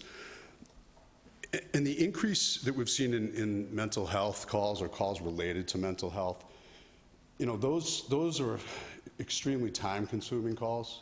It takes, we don't want to force any exigent type situation. You want to try to work things out as much as you possibly can. If it has risen to a level where it's not quite at a crisis, but exercise some de-escalation and make sure that people are calmed down as much as possible. But we cannot those calls take a ton of time, quite frankly. So it's, with officers tied up on those calls, it becomes, there's the public safety, it can be impacted just because now you have police officers tied up for a period of time trying to work through these, like I said, I don't want to call it a crisis necessarily, but working through these types of calls. And it takes our police resources away from where they possibly could be used.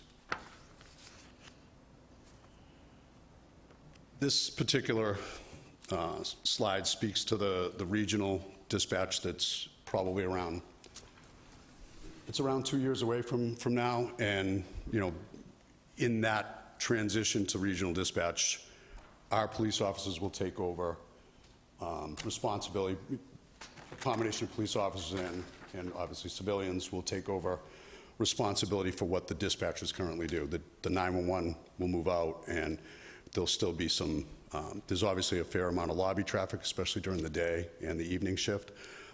So that'll, bless you, that'll have an impact on, the service delivery. And we were essentially trying to get ahead of that because, I don't know if it's in this slide or another slide, but for us to hire a brand new police officer takes approximately 18 months. So from the time you find them on the list to the time that they actually become operational and useful on the schedules, 18 months if everything goes perfectly well.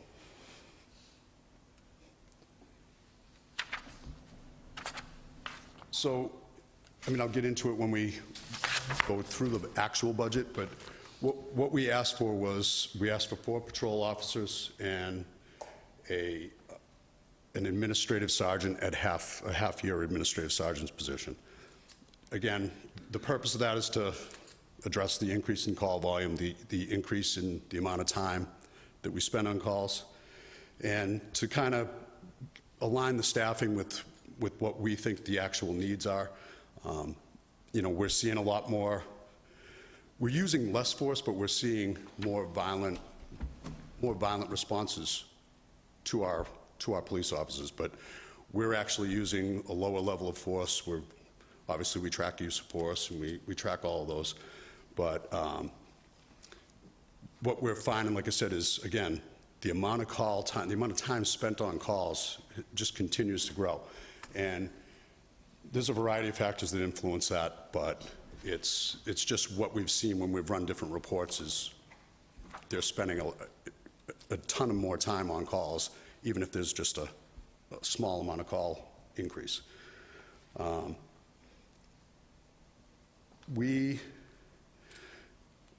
Actually, just go on. You can go on for that. So the real important thing in the corner is the staffing misalignment results in either reduced patrol capacity or an increased financial and operational strain, which, it could be reflected in overtime and or possible mutual aid concerns or usage. But for us, it's really about making sure that our staff numbers actually reflect what we're seeing for call volume. And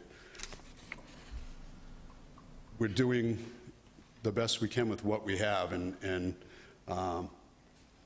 we're just looking to keep people safe, whether it's to keep the police officers safe or the public safe.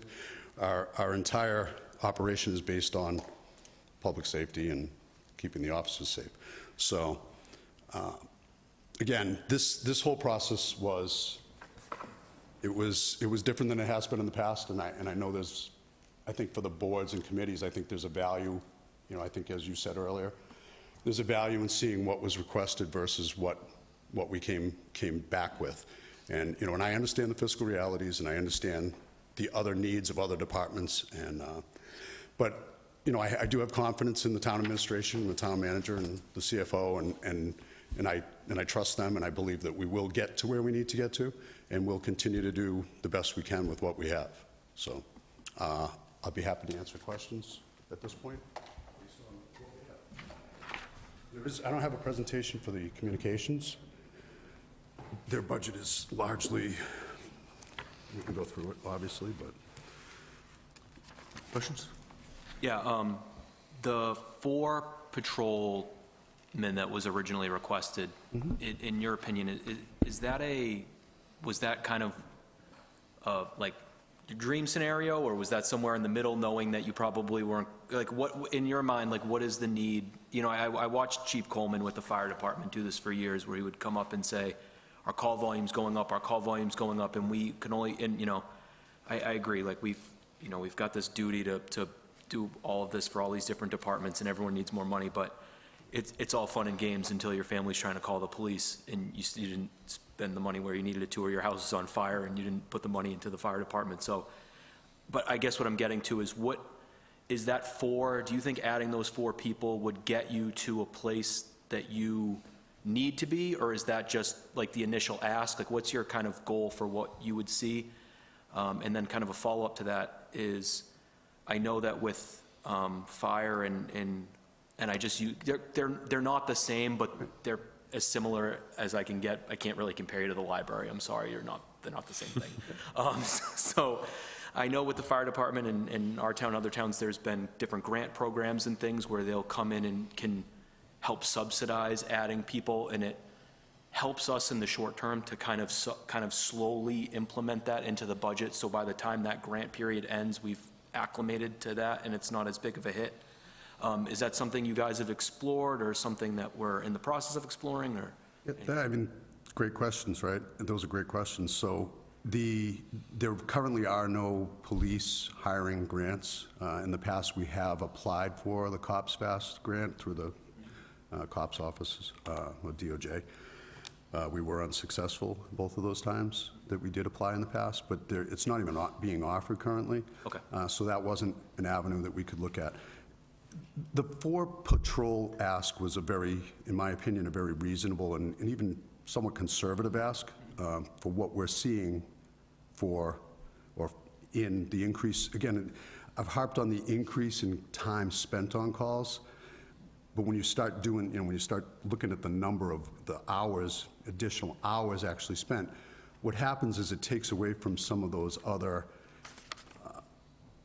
I guess we call them ancillary services, where our police officers, one of the things that comes up consistently in town is, the main concerns, and where we've tried to focus our specialty stuff on, traffic enforcement, right? There's always complaints about traffic and traffic enforcement, which is great. The schools, we're dedicated to the schools. We have 2 school resource officers, controlling or, handling all the responsibilities within the schools, and they have a great relationship with the school, and the program's excellent. And then lastly, and I've said it before, I think this board, this committee rather, and the select board, is that, we hope you're never victimized. We hope no business is ever victimized, but that's probably not reality, right? So when or if, unfortunately, someone does get victimized, we're going to throw everything we can at it from an investigative standpoint. We're going to use whatever technology is available to us, and we're going to, do everything we possibly can to make that individual or that business whole and solid. So we've tried to align our specialty assignments and the people that have been assigned to those based on the priorities of the town. So I believe by the time the transition to the regional happens, and it's not an arbitrary number, once our police officers that are here now, that are in the academy currently, they'll graduate in July. They'll do a 3-month FTO. So at that point, we'll be at 45 police officers that are available for the schedule. But that's a little bit misleading, because in that 45, the deputy and myself are included, and the lieutenants who are primarily administrative, and then those specialty positions. The detectives aren't answering alarm calls or barking dog calls or anything. So it's a little bit misleading. But I believe that if we were at 50 police officers by the time the regional happens, then I think we'd be in a good place, because, again, as I referenced earlier, we're going to redraw our sector assignments so that instead of having a 3-sector system, it'll be a 4-sector system. And the time to do that is as we transition to the regional, because we anticipate we'll be switching to a new records management and CAD product to align with the needs of the regional. And that might be I think it's the ideal time to probably redraw things and, re-enter things rather than dealing with what we have now. It would be a large project to try and undertake at this point with the current CAD. So again, I think the request is reasonable, but I again, trust, I trust in the CFO, I trust in the town manager, and we've had discussions, and I don't want to speak for her necessarily, but I know that she supports the idea, but it just wasn't available this year. It's not there. I think on that note, I think the town manager did want to. Oh, and I hope it is available next year, but again, I understand, and I appreciate the work that she did with me to try and work it out, but it didn't happen. Yeah, if she's trying to jump in, I don't want to cut her off, so I'll let her. Yeah. Yeah, so thank you so much, and Chief, you did a great job. I would like to speak on this because it's an extremely important issue, and it's one that I do support 100%. I did not include it in the budget for this year. I will be including it for the budget for next year. I have spoken with the chief and also the people at the dispatch center, and at the very earliest, it'll be a 2-year turnaround time for the dispatch center, but most likely towns will be coming in one at a time. So I anticipate it'll be after 2 years. But I think that that will provide us some time to get the staffing in order so that we can ensure that the lobby doesn't go black. That is one of our biggest priorities. We want to make sure that it's properly staffed with both civilian employees and also police officers when necessary. But it also gives the opportunity to provide another precinct to the police department. And that is a priority of mine, and the funds to do that is in what we will receive from the dispatch center. So the reason I didn't include it is not because we don't need it, it's because I just can't afford it right now. And I think that's what the chief is talking about, and I want to speak for myself in that it was a very difficult decision. I don't believe that it's not necessary. I just think we have a little bit more time to make that decision. But this will be back in front of you again in its entirety. And the board will have to discuss and vote on it at another time. Patrick? Through the chair to the town manager as well, and to the point we've been discussing, I believe the selectmen voted last August was when we decided, or we made the decision to go regional. And I paid attention in those meetings, and I just want to look for clarification, because my recollection was that it was about a 3-year process. There was discussion about the new fire station being built. The staff was here concerned that it was going to happen very rapidly. The union came in and spoke. It was, it was pretty complex. It wasn't as though, it didn't seem like it was only going to be 2 years down the road. And subsequent to that, in a couple of meetings, I have heard that some towns at the time were considered to be going on board with it, and I don't want to mention any because I don't want to pick the towns that have already opted in versus the ones that are still deciding. But there were still a couple of local towns that are neighbors that hadn't decided to go on yet. And so my recollection was that it was really more of a 3-year process, which we're only 6 months into. So I'm just really trying to get an update. Like, is this really going to be 2 years for fiscal year budget 28? Is it really going to be budget year 28 or calendar year 28 going into budget 29? Only because it does make a difference. It takes the police department 18 months or so, possibly, if not give or take some time. For a new police officer. For a new police officer to come in. But it also matters, with our representation and when we do on board. So I just wanted to, because, other than attending that, everything is happening behind the scenes. So as a finance committee, we're not up to speed with the current negotiations and if that is accelerated. So Right. if I just may, I attended a meeting on Monday the board, essentially the board meeting of the Central Mass Regional. Myself and Deputy Chief Johnson were both there in Barry, like I said. And so the existing members were there, but now they've created like operations boards so that because we were voted in as joining in the future, we're allowed to vote and sit and to participate in that You have a process. seat at the table. And exactly. And I think the 2 years from now that's an optimistic number. I think it could be even longer than that, possibly. And whether they decide to take, you have to, and I think you probably do understand, when you bring the Auburn Fire Department and the Auburn Police Department into what is the existing regional right now, we double everything. Numbers, like calls, radio transmissions. Like I was looking at reports that they gave out on Monday. They had 5,000 just radio transmissions, but that's between 5 towns in the month of January. We bring that at least just us. And then if, not naming towns, but, another town that's a similar size to us that has not been voted into it, but has flirted with the idea of definitely coming, they then triple it. So this regional will be, if everything comes to fruition the way that they're talking, it'll be the largest one in the state. That's a fact. And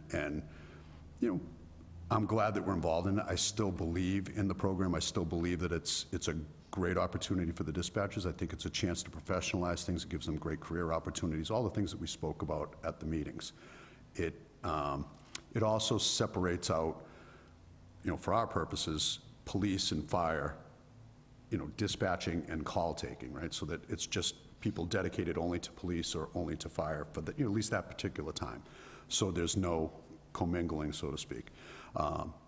There's a wealth of opportunities in it, not just the savings, because I think the savings is a little misleading at times, if you really extrapolate it. Well, I don't think it was ever intended to be stated as savings. It was intended to be stated as repurpose of funds. Correct. In the beginning, it's a savings and an opportunity to repurpose or reinvest, right? But, after a couple of years, you do have your assessment, and you do pay into it just like you would to, Bay Path or something similar.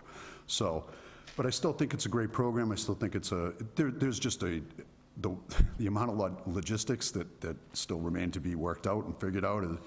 It's even beyond my mind. Like you start listening, and there's a lot. And there's times when I'm not 100% sure that they have conceptualized exactly how much we bring to the table.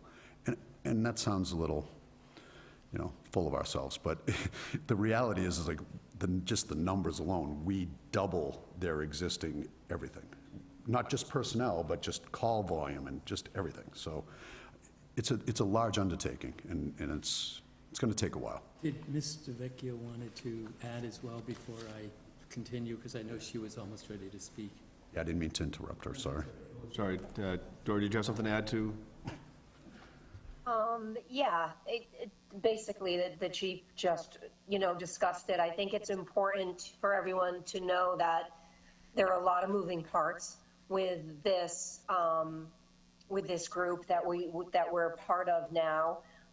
Finding a location was an issue for a while, and I agree with the chief. I don't think they understand what we do bring to the table. But I do know in my discussions with them, and I had a meeting last week where I spoke to a couple of the other town managers, and they feel that some of the smaller towns will probably go in first. That will give us a little bit more time to get our ducks in order. But I think, over the next year, with this whole program and proposal by the chief, that we do meet with the Board of Selectmen again, and we do basically go through the reasons why this needs to be done and work with them and finance so that we're ready for next year, so there isn't any holdups. It is something that's extremely important. I just think we have a little bit more time to be able to do this, and hopefully we can do it for next year. My closing comments are because one of the things that I took away from this, not so much as a taxpayer, but as a finance committee member, was I know there was a going concern for the union employees in dispatch and their welfare. And it was also a commitment not only to our employees, but to the town that, this would be handled financially to, it seemed like a win-win in a lot of ways. And I know at the time when we had just finished the prior year budget and we were looking at, going forward, that it looked like it would sort of, for the lack of a better way, fold into the new budgets. It just seemed like we were going to be able to do some good succession finance because it wouldn't hit us all at once, both with, on the recurring side of the delay in us getting the assessment and some of the, and this is a poor word for this, but I believe there was a TIF benefit, not in the reformal of a TIF, but that, our expenses would diminish over time. At the same time, the assessment would slowly come in, and we would also see the new arrival of the fire station, and it all, at the time when it was on the floor in the selectmen's meeting, it all evolved very well. And that's really, it's the integrity of the process along with, the concern that, we don't want the fire station to go dark, which you've mentioned. And I'm sure everybody here is watching for our best interest, but it just seemed like it's gotten accelerated. And as a finance committee, I just thought it was, even though it's budget review, this impacts the budget. I'm sure these people will come your way, but I'm sure that as they come on board, they will help strengthen your force as this all converts. So that's why I really wanted to bring it up. Additional questions on Michael? I have a few. One of the things I noticed, just difference between department requests and town manager, was on technology support. It was level funded from last year. Yep.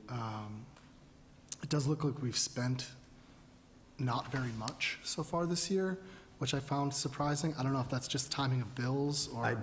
You're speaking to the 11,252 that's... It's the one below that. It's 30,889. It's hard to follow. So Global Data Systems, who we use primarily for our IT support, and we operate under a co-managed model, which means we have a police officer who serves as our court liaison, who also does a fair amount of IT work. GDS runs approximately $3,400 to $3,500 a month, and then we also have our records management package that we pay for in the beginning of July. It's one of the first POs usually, and that's in the $30,000 range currently. So this is not... I'm sorry? So that year-to-date is not actually a year-to-date? Correct. Okay, yeah. that was my first question. The $20,000 increase, was that because of anything changing, or was that just the increase in... Last year was, so I've been doing the budget, I've been involved, I inherited the '22 budget, but I've been doing the budget since then, essentially. And historically, each year, GDS has increased their pricing structure in the 6% range, but it's always after the budget has been decided. So I looked at, just increasing as a safety measure, quite frankly. And I think both the town manager and the CFO looked at what the actual spending was rather than, we can always adjust if we have to, if there is an increase that's unannounced. But last year was the first year they didn't increase because I made it known to them that I was shopping around and looking for other alternatives, and I don't know if that's why they didn't increase. I mean, that's probably a little full of myself to think that, but nonetheless, there was no increase last year, so I'm anticipating there will be one this year. My other question was on, as far as on the actual budget that's been recommended, is on overtime. I know that that's been a common issue for the fire department, and you guys obviously have, similar shift minimums and coverage issues. It looks like if you look back at the actuals, it really swings high and low in a given year, with like a over $100,000 range in over a 3-year period. So I'm just curious, one, if we increased the officers, is that going to have a positive or a negative impact on overtime? And two, is 325, is that just sort of the best guess?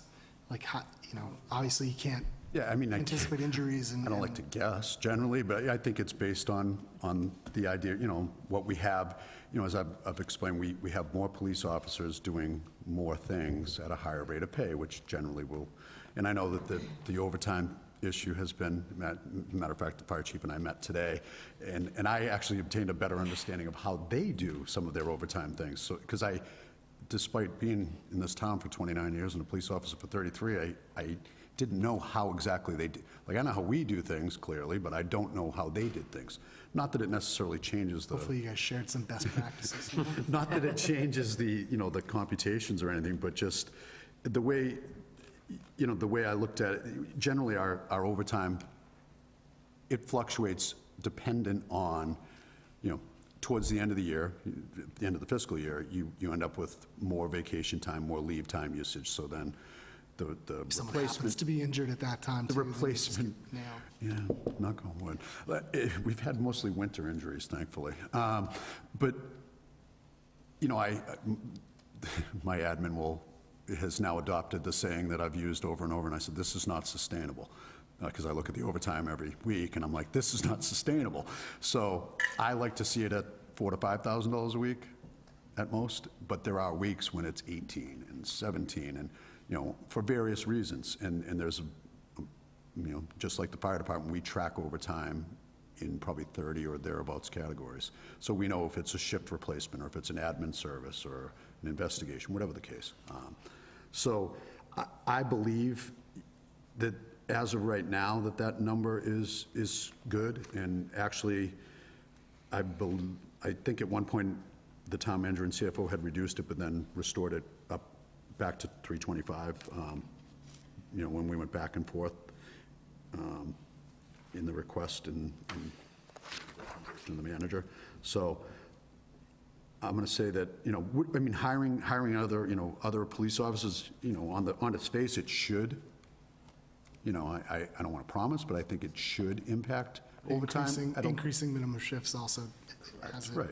If you adjust the minimum staffing now you are going to have to fill, instead of that fourth person, the fifth person. So, but, you know, supervisory overtime, because of adding the third lieutenant and with the structure that we have and the rules that we have in place, where the lieutenant and the sergeant can't be off at the same time, except for a training situation, we've reduced supervisory overtime considerably.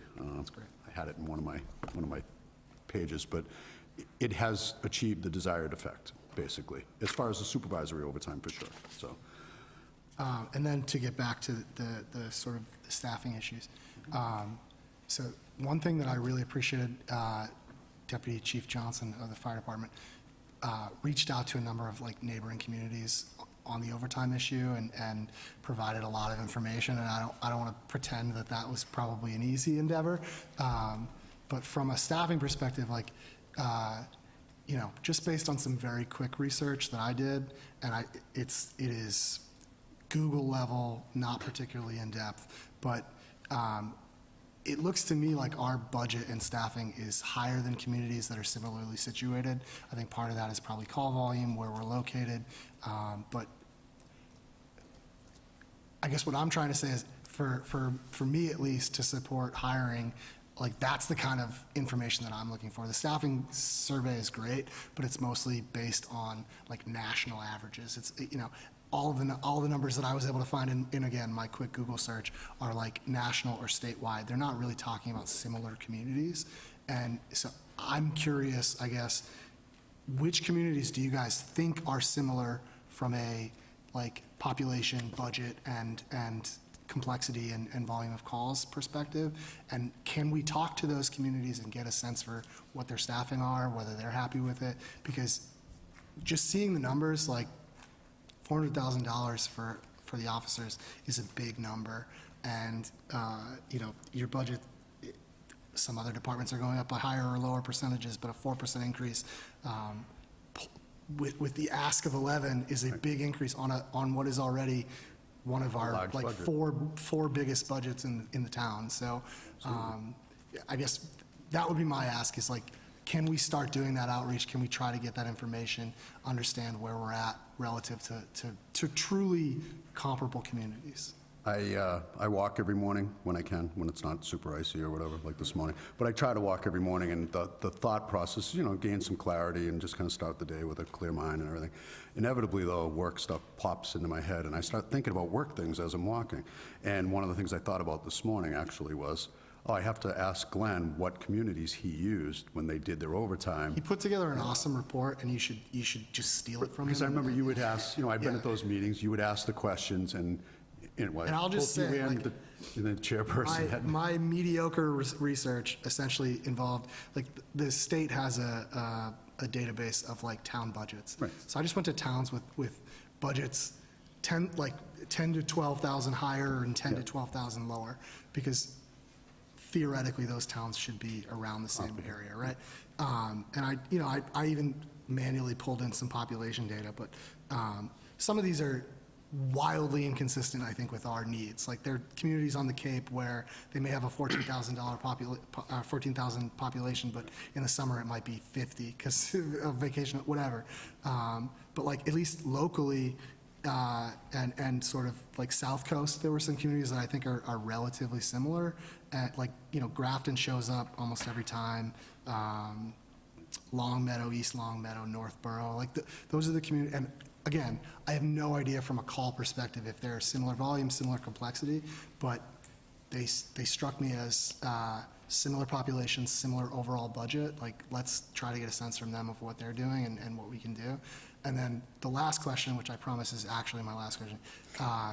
So that obviously, and I'll just put this on the record. Joanna dropped, I think, but she's still here. One of the things that I've been thinking about a lot is that the two longest roads and two busiest roads in town are Route 12 and Route 20. They are state-owned and theoretically state responsibility, right? So, what? Yes, like. Go ahead. I will take that noise with absolute agreement. But so, like, if we have a car accident on 20 or 12, are you responding? Yes. And does the state police send anyone at any point in that response? Like, do we get a state presence? Occasionally. Generally, the accidents, any crash or, anything, if it happens on a ramp from the highway to 1220, the state would handle that because it occurred on the ramp or coming off of the highway. We're talking 90 to 12 or 20? Or, 290 through 95. Yeah, any of sorry, those. yes. Sure, absolutely. The interchange, yeah. So in those ramp structures, despite the fact that Route 20 and Route 12 are both state highways, we maintain call responsibility, we maintain, just the entire responsibility for within the town of. But is that typical? Like, I mean, Yes. again. It is. Google level research, but like, state troopers are perfectly capable of responding to calls on state roads. Like, that's theoretically part of their responsibility. Like, what's our relationship like with the state police? I know that we have You're on the record. secret agent in the office, in the meeting. But like, This is an interesting tact of. no, it's not attack, really. I've Interesting fully line of confessed. questioning. It occurred to me because I was thinking about, like, the DPW budget, and we often talk about the amount of miles of road in town, but the two biggest roads in town are state-owned, and we don't have any responsibility nor ability to change anything on them. So, like, it just popped into my head when I realized that we had the police budget tonight. Like, it's the same general idea. I understand that they don't have a devoted Route 20 guy, so it is what it is. But, like, yeah, I'm just curious, like, is that something that we can ask for? Like, if there are repeated traffic incidents at a specific intersection that is a state road, are we capable of saying, state police, like, please put a guy here for the next 6 weeks? Like, I'm a lawyer. I have no idea what we can and can't do. I would not be inclined to make that request. As the chairman pointed out, their minimum has been a desk and two since 1921. So there are personnel available possibly, but I don't think that that's a guarantee, and I think it would almost be somewhat unreasonable to ask the state police to do that for us on a regular basis. They do patrol some communities that I see that. I'm not pretending I've never. that They're don't out there have too. overnight, but, yeah. don't have overnight shifts, or they don't, when you get out into some of the Brookfields and we have a great relationship with the state police, and that will continue. I don't anticipate that there'll be any changes there. Unless they see this meeting, but. What's that? I said unless they see this meeting. No, like, we are definitely capable of handling all of the calls in the town. I mean, that's not something I necessarily want to visit. Have they helped us at certain scenes in the past? Yeah, absolutely. You know, they're a resource that we do rely on, you know, from time to time. This is really just a curiosity. Like, Yeah. I was thinking about it in the context of DPW. And just getting back quickly to the comparable community thing, you know, Auburn is, again, you know, as you pointed out, population, daytime, or nighttime rather, population, the people that sleep here and live here, that's one number. But what the daytime population is and what comes through town. And then you have to also look at the number of banks, the number of hotels, you know, whether you have medical facilities and you know, the malls. We have and- 4 state roads, like. The mall's not as busy as it has been, but there are other attractive, you know, there's BJ's and Home Depot, and it's, for a small town, we operate more like a small city, you know? I mean, essentially. During the day and evening time, that call volume, I think, is more representative of a mid-sized, you know, city. I mean, I'm not saying it's Springfield or Holyoke, but it's, you know, it's definitely busier than Grafton or, you know. Absolutely. And Shrewsbury's larger than we are as population, and they have a larger police department, but call volume, we're really, I don't think that far off from Shrewsbury. So I will say, I wasn't going to bring up Shrewsbury because it's weird. Their population is way bigger than ours, but their overall public safety budget, like fully, is either the same or less than ours. Like, Really? it's very similar, and I don't have the breakdown like fire and police, so I don't know how that works. But it was the one that stuck out to me the most when I looked at the numbers, of like, that's interesting to me. I don't know how that's possible. So, because, I mean, they're in a very similar situation, right? They got Route 9, tons of business, tons of traffic. So, yeah, anyway, thank you. We don't need to go into it any further. Additional questions? Andy? Just to follow up on Michael a little bit, so do you have a sense of how much, I mean, crime doesn't stop at our borders, obviously, and we're neighbored, you know, to Worcester, which is a large city. It seems like when I see the posts, I see a lot of posts of, you know, things that have gone on. It seems like it's coming from more from out of Auburn, you know, residents. As you said, we go from 16,000 at night to 30, 40, 50,000 people during the day. Is that a big factor in your policing, obviously, that you have to look at? You know, it's not just the town, it's what influences we have from surrounding communities. 100%, yeah, there were nothing stops at the borders, you know, it's you know, with the second largest city in the Commonwealth right next door, and, you know, when I do run into Chief Saucier or some of the officials from Worcester, they'll joke and be like, oh, you know, we're glad to see them going over to town, you know, over to your town, and, you know, not hanging around in our town. And, you know, as most of you know, we had a shooting in March of about a year ago, approximately a year ago, where 50 rounds were fired. Well, they hit one person in the elbow and they hit a motor vehicle, but, right, excusing the poor aim, right? Yeah. 50 rounds was still expended. That's a significant, you know, is that happening every day? No, it's not, but it does happen. And as I pointed out to the select board, I think, not trying to scare tactics, nothing like that. It's just gun violence is coming to this town, and the guns are already here. And that's what I think the 29 seized firearms kind of points to. You know, comparably, like the Worcester Police Department, although they're in a little bit of a staffing shortage from what I've read and heard, they seized 147 guns for the whole city of Worcester. We seized 29 with a total of 42 police officers. So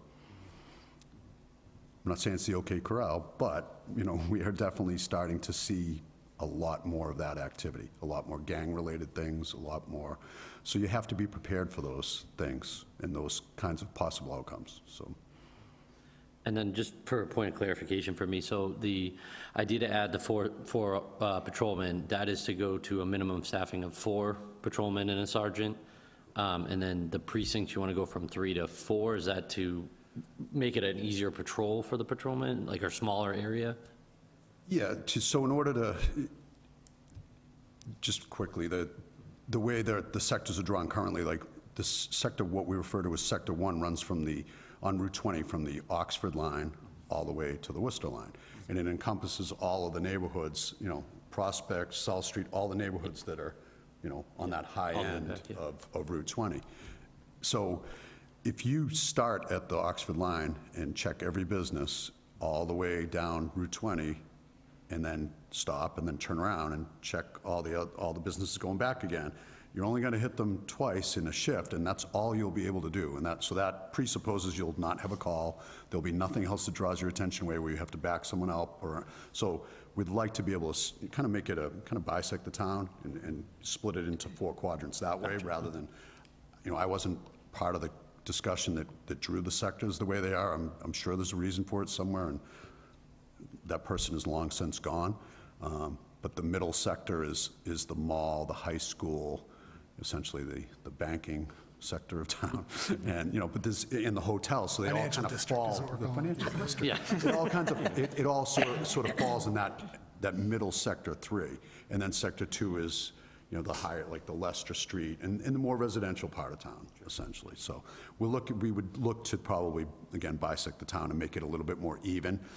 But when the dispatchers leave, the police station would fall into one of those sectors.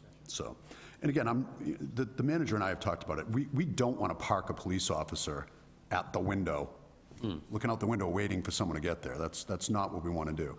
But we want to make sure that the responsibilities for calls and call servicing are equally distributed, and that it's, you know, properly distributed, basically. So we believe currently that 4-sector system with, you know, the 4 officers and a supervisor, that would be sufficient. Just one other thing, I just want to say thank you to you and your officers. I was at the middle school a couple weeks ago. We had a little brawl going with our basketball, and we had plenty of police service there very quickly to make sure there was no more incidents. As the site manager for the league, I was very happy not to have to get involved, other than yelling at people to move to some area. So thank you to you and our officers for a quick response on that. Appreciate it. You know, we are extremely proud of the guys and the officers. I keep saying the guys. The officers and how they do things and the services they deliver, and you know, they're a well-trained group. They're, like I said, they use less force than they can, and, you know, the de-escalation, and we're very cognizant of continuing on the training and making sure that we give the guys those opportunities. And, you know, with us venturing down the accreditation road, you know, now we're really starting to, the deputy especially is really drilling down on, you know, proofs of compliance for the policies that we do have, and making sure that we're evaluating every program that we have, and the people, you know, not only are the right people on the bus, but are they in the right seats on the bus. So we're constantly evaluating everything we do, you know, to improve service delivery. I mean, that's really where it's at for us.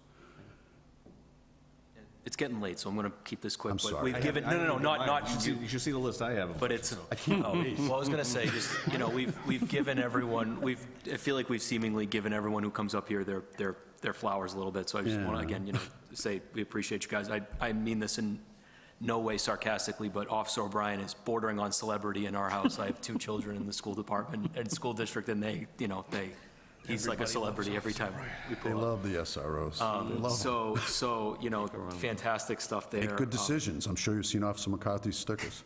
But the, you know, We'll get the entire committee. I've lived, We'll get you some. I've lived in the town myself for you know, over a decade. I've had family here for a long time, and one of the things that Auburn has always been is an you know, top-end aging community, and that's going to change. You know, as those people unfortunately, you know, move into assisted living or pass away or whatever happens, those are starter homes. The community's going to get younger. The needs of the department are going to evolve. You're talking about, you know, the guns and other things like that. Like, as younger people are coming in, presumably younger people are committing crimes more than the 60s and 70-year-olds. Maybe I'm wrong about that. I don't know the numbers, but I'm assuming I'm on the right track. My brother's a SWAT officer in Worcester, so you know, police near and dear to my heart. And I think, you know, I just implore you to continue to hold our feet to the fire in terms of helping you meet the needs that the town manager has, you know, addressed as a priority, and I see as a priority, because we have a necessity to the town, but I think we also, as your employers, we have a necessity to keep you guys safe out there. So, you know, please continue to, give us, any data you can to continue to support that, because, I think it's something we need to take care of in due time. I appreciate that, thank you. I won't be too long, I'm kidding. So when Michael mentioned earlier the Deputy Chief Johnson's assignment of the regional issue, and you smiled, I didn't think it was going to be because you two were thinking alike this morning on your walk. I thought it was going to be because you're going to assign the Deputy Chief Charlton a homework assignment as soon as you left the building. It's not out of the question. I mean, someone will be doing it, yes. He was taking copious notes over there, so I'm sure he's ready to go. He's a smart young man, that kid. So my question is relative to, again, the budget is the budget, the request for the 4 additional, adding that additional sector, does 4 even cover it? I mean, on a 4, you're what, 4-2, 4? The patrol officers work they work 10-hour days, 4 days on, 3 days off, 4 days on, 4 days off, or 4-4-4-3, right? So 4 days on, 4 10-hour days, then 4 days off, 4 10-hour days, 3. So really the number would, in a minimum, It would probably be 6? 6, correct. And that's to cover all 3 shifts. Would you be looking to step this in to say, if you were willing to get 2, would you say the 3 to 11, the evening shift would be where you would start because of call volumes and other reasons, and leave days because you've got traffic cars and other things that could sort of, if the bell rings, you've got other folks that can Correct. kind of come out on the day shift. Yeah, we're Midnight still shift, call police volume- officers. I mean, I'll answer a call if, when things get bad, I'll answer a call. I still have all the stuff, and, I'm ready to roll. Still write reports. Is that like the technical term, all the stuff? All the stuff. Yeah, I got all the stuff. I didn't want to start pointing at things and make I people don't nervous. see that line in the budget, the all the stuff. I have a radio and a pen. How about that? Oh, We're good. So I'm just pointing out that Yeah. 4 is, What our plan, essentially, what it would be is that, I had the 50-person total, with adding the police officers, and hopefully being able to phase those people in by the time we ended up going fully to the regional. And I anticipate, like you said, that we'll probably be in the tail end of that. My guess is, and it's only a guess, that they're going to incorporate the smaller towns first, get the bugs out, then roll us in, because we're going to make a significant increase, as I referenced earlier, to everything. So I thought if we got to that 50-person total, that then we would look at, over that first year in the regional or so, first year or 2 years, do we need 1 or 2 additional police officers? So that was kind of a wait and see. Let's see, where is it working out? Are we staffing things the way we should be and answering, providing the service that we should be? We have actually reallocated what we currently have, where we did reduce the manpower assignments from the night shift. We added a body back to the day shift and the evening shift last 2 months ago, 3 months ago? Maybe it was a year ago now, I don't know. It was a little bit ago, because we looked at the numbers and we said, well, the call volume is on the day shift and the evening shift, so you put your people where the calls are, and it can best service those calls. Not that the night shift, when bad things happen on the night shift, it's bad, but they're fewer and further in between, whereas on the day shift and the evening shift officers, the officers that work 2 p.m. to midnight, they're extremely busy. Like, it is busy, and and that includes the walk-in lobby traffic as well as the dispatch calls for services. And it doesn't leave a lot of, I don't want to say discretionary time, but that's the word I'll use. It doesn't leave them a lot of time for those other assignments, like I said, the ancillary assignments with traffic enforcement, or even going out and proactively looking for activity, self-initiated kind of activity. So, yeah, so my concern is going to the 4, is you're going to, by having the minimum with only, even if you were to get the 4 officers, we're going to see that overtime number. Potentially. I think you'll see that overtime number go up, because people have contractual time off, people have training days, people have, I'm just pointing out that I think that number's low. And then relative to the dispatch, and which I've had a concern, and again, I love all the stuff that they've said, and I've watched the presentations, but sworn police officers, people are not signing up for this career the way they used to back in the day. Back when we started. Yes. It's not as old as I am. And now to get potentially, I'm just wondering the staffing, you know, again, not to have a sworn person sitting on that, at that window waiting for somebody to walk in. I don't know what the answer, I don't know if it's. I don't you want to mentioned waste a police post-retirement officer employees. on that. I don't know if and it's civilian. That's not the right word choice, but I don't want to, you know, allocate a person, you know, just waiting for something. Like, they should be out there and they should be engaged, and we can figure out exactly what that looks like. But there definitely needs to be a police officer assigned for that responsibility. Whether they come in off the road. And the manager asked me that question at one point. She's like, well, what do you do now? Well, we call that person, we call, you know, if there's a lobby call generated, now it goes by what the sector is currently. So if somebody from the higher number, you know, higher end of South Street comes in to the lobby for whatever reason to report something, then the Sector 1 officer is going to respond from wherever they are back to the station to answer that call. So it would make the station itself an area of responsibility, a sector. It would be within an area of responsibility, so. So we're not talking about an additional 6 to 8 officers just to man the lobby in 3-4 years? No. It's not strictly for the lobby.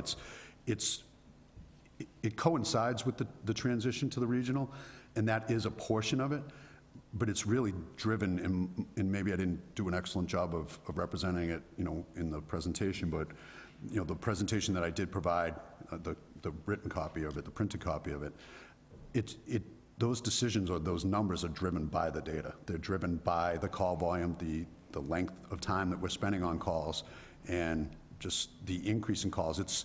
The calls haven't dramatically risen, but they have gone up every single year.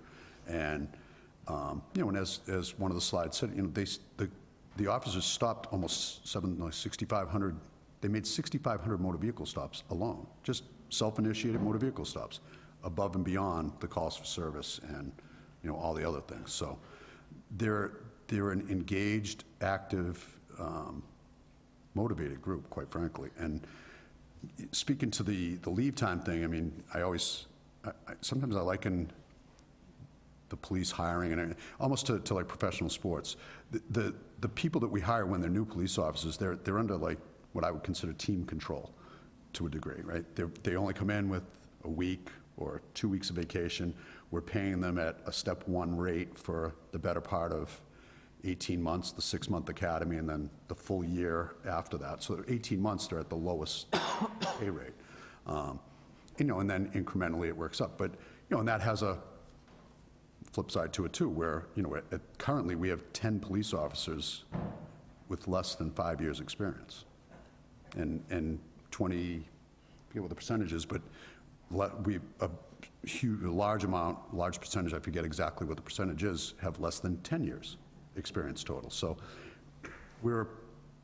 there's a mix. A lot of the supervisors are within 3 to 5 year retirement window, which is another issue. But beyond that, we're a fairly young police department.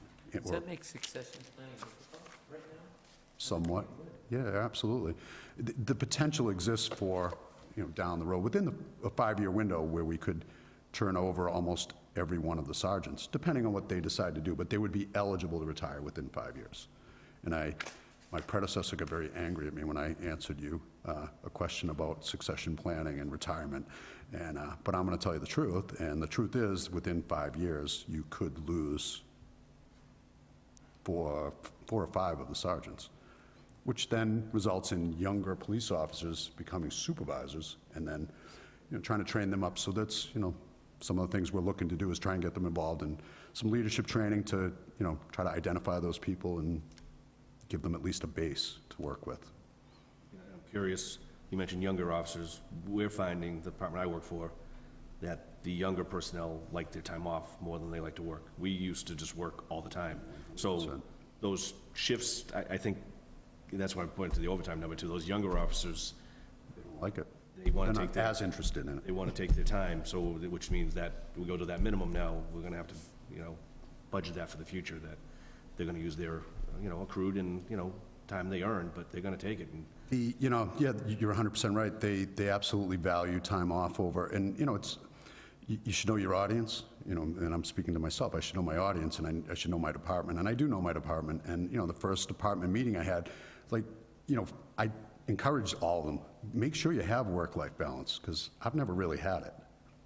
flat out being honest. I just haven't. Thankfully, I've been married to a woman who's extremely supportive and understands the idea of me not being around a lot, and has always embraced that, I guess, so. I'm not saying I they're mean, if you know me, that's probably like, you know. They might have figured it out, you know, I think maybe they have the right. But it's, you're 100% right, they absolutely prioritize that balance, and, you know, and a lot of it's positive, you know, spending time with friends and family and getting away from this job, you know, per se, because, you know, not to get down a rabbit hole, but there are mental health considerations, and, you know, it does weigh on you physically at times, and, you know, it could be coincidental, but we've had 2 police officers with cardiac issues in the last less than a year, 6 months. Undiagnosed, just kind of happened, and thankfully they're okay and doing well, but there's 3 of us in the stent club now, so that's kind of nice, you know? I don't know if I violated HIPAA by saying that, but I didn't name them, just myself. Just me. You violate your own. Any additional questions, Rajiv? Does this end? No. That's my last question. Okay. Oh, my God. So we have, Motion So late. to recommend the $5,737,832. motion to recommend the town manager's number. Do we have a second? Michael's on the second. All in favor? Aye. Before you leave, Chief, CIP. Oh, in the dispatch. Dispatch. Yeah, I was, Communications. I was, just quickly, sir, I was under the impression that I had a date in my calendar, April 8th, for CIP and warrant articles. Okay. I didn't know if that's, do we have them? We usually ask about it when you're here so that you don't have to come for CIP. I'll answer whatever questions, I didn't bring anything, but I have an understanding of It's it. late. If you want to ask questions about CIP, that's fine. No, I think it was just, I meant for some of the departments, I wasn't sure that everyone was coming back Nothing's to changed. CIP night. Talk about that work-life balance. We're trying to give you a night off if we can. My watch told me I should have been in bed about half an hour ago. No. You can go in late an hour tomorrow. I know the boss. For Patrick. We have communications? Yeah, I think so. It's the next one. So relative to the communications budget, essentially the only real change in the, contractual increases, and so it represents a 2.5 increase and an increase for the communications director, the regular 2 and 1. And the only increase was in the, we're planning to implement a radio professional services contract, and the cost of that is, right now the quote's $10,000, a little over.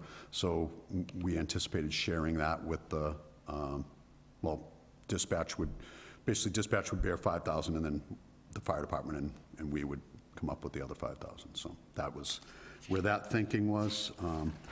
But in essence, their budget it's pretty bare bones. I mean, we threw, we level funded the training, and, the miscellaneous services, like I said, accounts for that contract, or the portion of that contract. And the increase in the supplies clothing was a contractual thing. So they changed the clothing allowance distribution numbers. So the biggest difference I noticed between department requests and town manager was in the dispatcher's line. I'm not great at math, but I think it's around like 28,000. It looks like there's, Lower thought. again, not great at math. It looks like there's one unfilled dispatcher position. Is the idea just that we're not going to fill that right away? There, I believe now, the staffing in the dispatch center fluctuates. We've been fortunate recently to maintain at least 9, but it seems like there's always at least 1 in training where we're constantly trying to... leaves. It's like you've never hit 11. It's been difficult. We did get there at one point for about 3 months, I want to say, and that's over the course of the last couple of years, 2 years, when we increased from 9 to 11. But the new schedule's working out very well. I didn't anticipate, I had some doubts about the 12-hour schedule, the 12-hour shifts, but it seems to be working out fairly well. The overtime isn't outrageous. We're in the grant right now. Most of the overtime's being paid out of the support and incentive grant currently. But it's been pretty moderate, so. Mary Ann, the director, she does a great job with the grants, and she's on top of that thing, and, you know, and she's always listening to calls, so the quality assurance is you know, a significant thing for her as far as what occupies her time, but she's constantly interviewing people to try and get people in to hire and to keep the numbers. She desperately wants to get to full staff and stay there, you know, because it just makes the thing run more efficiently. So it's just an ongoing process. So, sorry, I guess my question was a bad, like, I phrased this poorly, but the departmental request was for $742,000, and town manager recommended $715,000. What is the difference? It's not a full position. Is the idea that, like, there's an open position, we're just banking on the fact that we won't get to 11 for the full year? I believe, I don't want to answer for her, but I believe it was based on essentially the reality is that we have not gotten to 11, so you can leave a little bit of flexibility in there. And I think it was a way to, you know, keep that number lower. Town manager, did you want to answer that one? Yes, it was in consideration of what I would call a vacancy factor, which is the fact that they're not able to stay 100% fully staffed, that there's always been a deviation. So so that's why it's a little bit lower. Makes sense. Thank you. Yep. Any additional questions on communications? Motion to recommend? Motion to recommend the $930,978 town manager recommendation. We have a motion and a second. All in favor? Aye. Good. And we'll talk CIP on another. If you want to do it now, that's fine. I know it's getting late, and I'm sorry that I went on and on, but I just, Yeah. What were we here for? yeah, there's only, if you'd like to do it now, that's fine. It will get me out of the April 8th, right? Yeah? Oh, actually, I think I still have a warrant. Recall. New questions for then. That's okay. So, I have nothing else to do. on the CIP, the Sleep. total hasn't changed from the original to revised, but it does look like we've shifted $125,000 to building security from vehicles. I know vehicles is always a hot topic, so I'm just like, tell me what you're thinking. Great, yeah, it's a great question, and, you know, I'm glad you caught it, and we get to speak about it quickly. Our vehicle fleet is in excellent condition.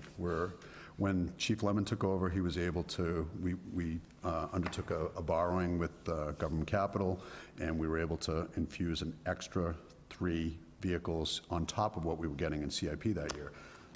And it was to account for some of the additions that have been made in personnel and all that. So we're in excellent shape. You know, I think we have a great fleet management program. The DPW does an excellent job keeping us whole, and they're very good about prioritizing us. You know, once their needs are met, they're great to us. And Sergeant Wildman has an excellent relationship with them, and that works for us. So at this point, based on some of the needs of accreditation, and, you know, I'm sure you're aware, in speaking of Shrewsbury, and I think it was either Abington or Cohasset, there's been some, you know, vehicle-borne attacks on police facilities. There's been, it's not funny, but there's been attempts to burn vehicles. Southbridge had one. The chief in Abington, I believe they tried to torch his vehicle recently. So again, speaking to the safety, you know, I have an obligation to ensure the safety of the employees at the building and the integrity of the facility itself. So, you know, I know optically it's not great to be putting up a fence and those things, but that's one of the plans. But beyond that, the repurposing of the money is based on just a station security thing. We have to update the access entry points, and as part of accreditation, certain doors have to be secured, and they have to be locked at all times, well, except only accessed by certain people. So the system that we currently have, we cannot obtain. It's 26 years old, at least. The access points, we can no longer replace them, so when they break, we can't do anything. You're not allowed, or you're not able to use that area. You have to use a key if you have one. So that's what we're looking to do, is increase or appropriately kind of add those access points and secure the doors that need to be secured. and then upgrade the camera system in the building and outside of the building. So that's basically the entirety. The 125 may not get, I'm going to prioritize the access points and the cameras, and then we'll see what the availability is for a fence. And, because, the town has invested in all these vehicles and the amount of money that, and it is, a contentious point for whatever reason. And I understand that, and I'm appreciative, and the manager was, when we sat down and talked about it, we're going to look at everything. We're not just going to blindly go forward and say, well, it's going to be 300 this year, 275 the next year. We're going to look at it. Do we really need these, vehicles? And if we don't, then we'll repurpose it or we'll turn it back in, And we've been pretty fortunate, and one of the board members, the select board members asked about, the Tahoes, and the Tahoe's a great vehicle. It's a large vehicle. It's very comfortable to drive if you have one or have driven in one. But I'm not tied to any one particular vehicle. I'll buy what is on the bid, the least expensive vehicle, bearing in mind safety and all those things. But I'm not, basically the police vehicle people, whoever makes those decisions, they artificially, I think, lowered the cost of the Tahoes probably in 23-ish that year. And we all bought them like mad. And then they increased the prices significantly. So now they're pretty much on par with the Ford Explorer PIUs. But I've told our fleet person to look into Durangos, or there's not a lot, well, there's very few sedan options anymore. The Ford discontinued, the Fusion, they discontinued the Taurus. I think they either discontinued the Impala or the Caprice, one of them recently. But with the exception of the Dodge Charger, I don't think there's a lot of sedan options. Well, I know there aren't. So, but I'm open to whatever, The Dodge Durangos aren't 100% proven. I know Worcester they have a few, Connecticut SP, Rhode Island State Police. We've reached out to those people to see what they like, but I'm not committed to one vehicle over another necessarily, so. Yeah, I think, the prioritizing of the patrol fleet, I think the optics and where the questions always come up is the backups, or whatever we want to call the ones that are down below. Right. And I think that was going to come up because you were here when the DPW asked for $100,000 because of, there is a cost associated with them, whether they're being utilized once a week, every day, or just in case. There is a cost, involved with keeping the oil changes and the filters, to make sure the tires don't stick to the ground, and then there's the optics that, it's kind of like They're just sitting there. It's the misconception that we have with the fire department. When people looked and see all those fire trucks in there, they assumed there was enough personnel to put 4 people in each one of those fire trucks. Right. So I think you may be dealing with a little bit of the same thing when people go by and see, oh, there's 10 cruisers. Either there's 10 people and they're not doing what they should be doing because they think there's bodies to take all those cruisers out and patrol their neighborhoods. So I think there's a little bit of a marketing optics to those cruisers, regardless of we know they may be utilized for, details and emergency situations and things of that nature. It's a great observation, and a lot of those older cruisers are essentially just for details and for, in some cases, a spare, when one does go in for service. The detail cruisers, when appropriate, it is being billed out. They're generating $100 a day, for usage. But you're right, they're sitting still on a detail, not really moving, and that does lead to some increased maintenance. And we try to make a decision, when a vehicle starts to kind of cost more than it should. Is it really worth it? And again, whether it's Sergeant Wildman or John at DPW, they've been great. Like, they've actually pulled an engine out of a car and transferred it into another car. So we've really been conservative about, Sergeant Wildman's very conservative about his estimates of what we need to keep sometimes. And I think sometimes the deputy and I we're at odds with him there, like, all right, let's get rid of a few. But I think he definitely employs a more conservative, plan. And I really can't argue with it because it's working, in my opinion. So, But I just have one last one. Building security, I know for the fire station building project, there's talk that the systems that they were utilizing were consistent throughout the town. I think the schools, maybe here, would you be going with the same? Camera system? Cameras and I think access control. I think still those key, I think whatever vendor, I think they'd mentioned there was a vendor and there was a reason why, I because know there was the- somebody on contract and there was The some savings cameras reasons went, there. I believe the schools went with Verkada, and I believe that's what was, I don't know if it still is in the town hall, but those, I think that's the company that they had mentioned for. I don't know what access point, I could check, obviously, with the school people, whether it's Dr. Chamberlain or someone else that would have that information, but, yeah, it would probably be, state contract. But the fire chief purchase. just mentioned in terms of service and Continuity and. yeah. and the fobs and like just that, all that stuff, there would be a potential savings. So I was just wondering if you were exploring that, so. I know we're expecting a quote before the end of the week, hopefully, on, just so I had a better idea ballpark-wise of what the number was, but it hasn't come in as of today, so. Just back on the vehicle, so I think the DPW had implemented a program called Fleetio. We use it in my company, so I know a little bit about it. Is that something that you utilize for cost analysis as well when you're deciding on vehicles? Moving off vehicles, because it has that capability, so I just wondering if it's more than just kind of conjecturing and kind of, All of that analysis is done by the DPW. We don't do that independently. They do that, but with Sergeant Wildman's input, and he meets with them at least weekly. They got someone, there's a new person there that's dealing with the budget and kind of overseeing some of that, but he has a great relationship with the lead mechanic, and they work that out. And when it does come to the point where, it's an upside down, Yep. we're not gonna throw bad money, good money after bad. Yeah. Like there comes a time we have to be done with it. But I will say, one thing about that is that if you look around town, you'll see our decommissioned vehicles Around town, still being used, and they are still being used. Like the person that cleans this building uses one of our old cruisers. The fire department has used it for training purposes.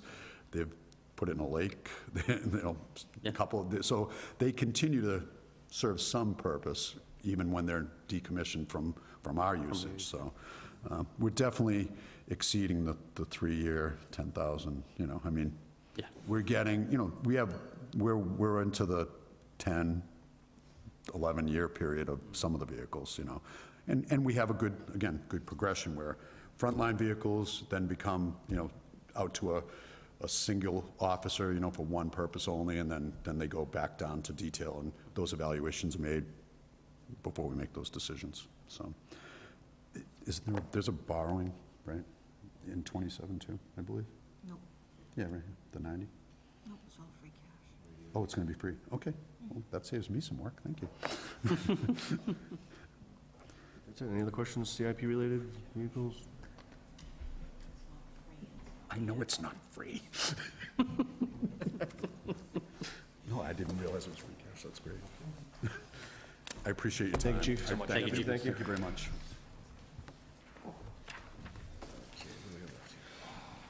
Transfers, we've done.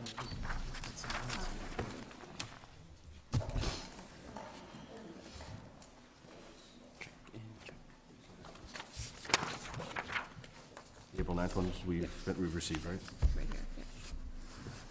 So we have the April 9th meeting, 2025, is that correct? Yeah, they're really old.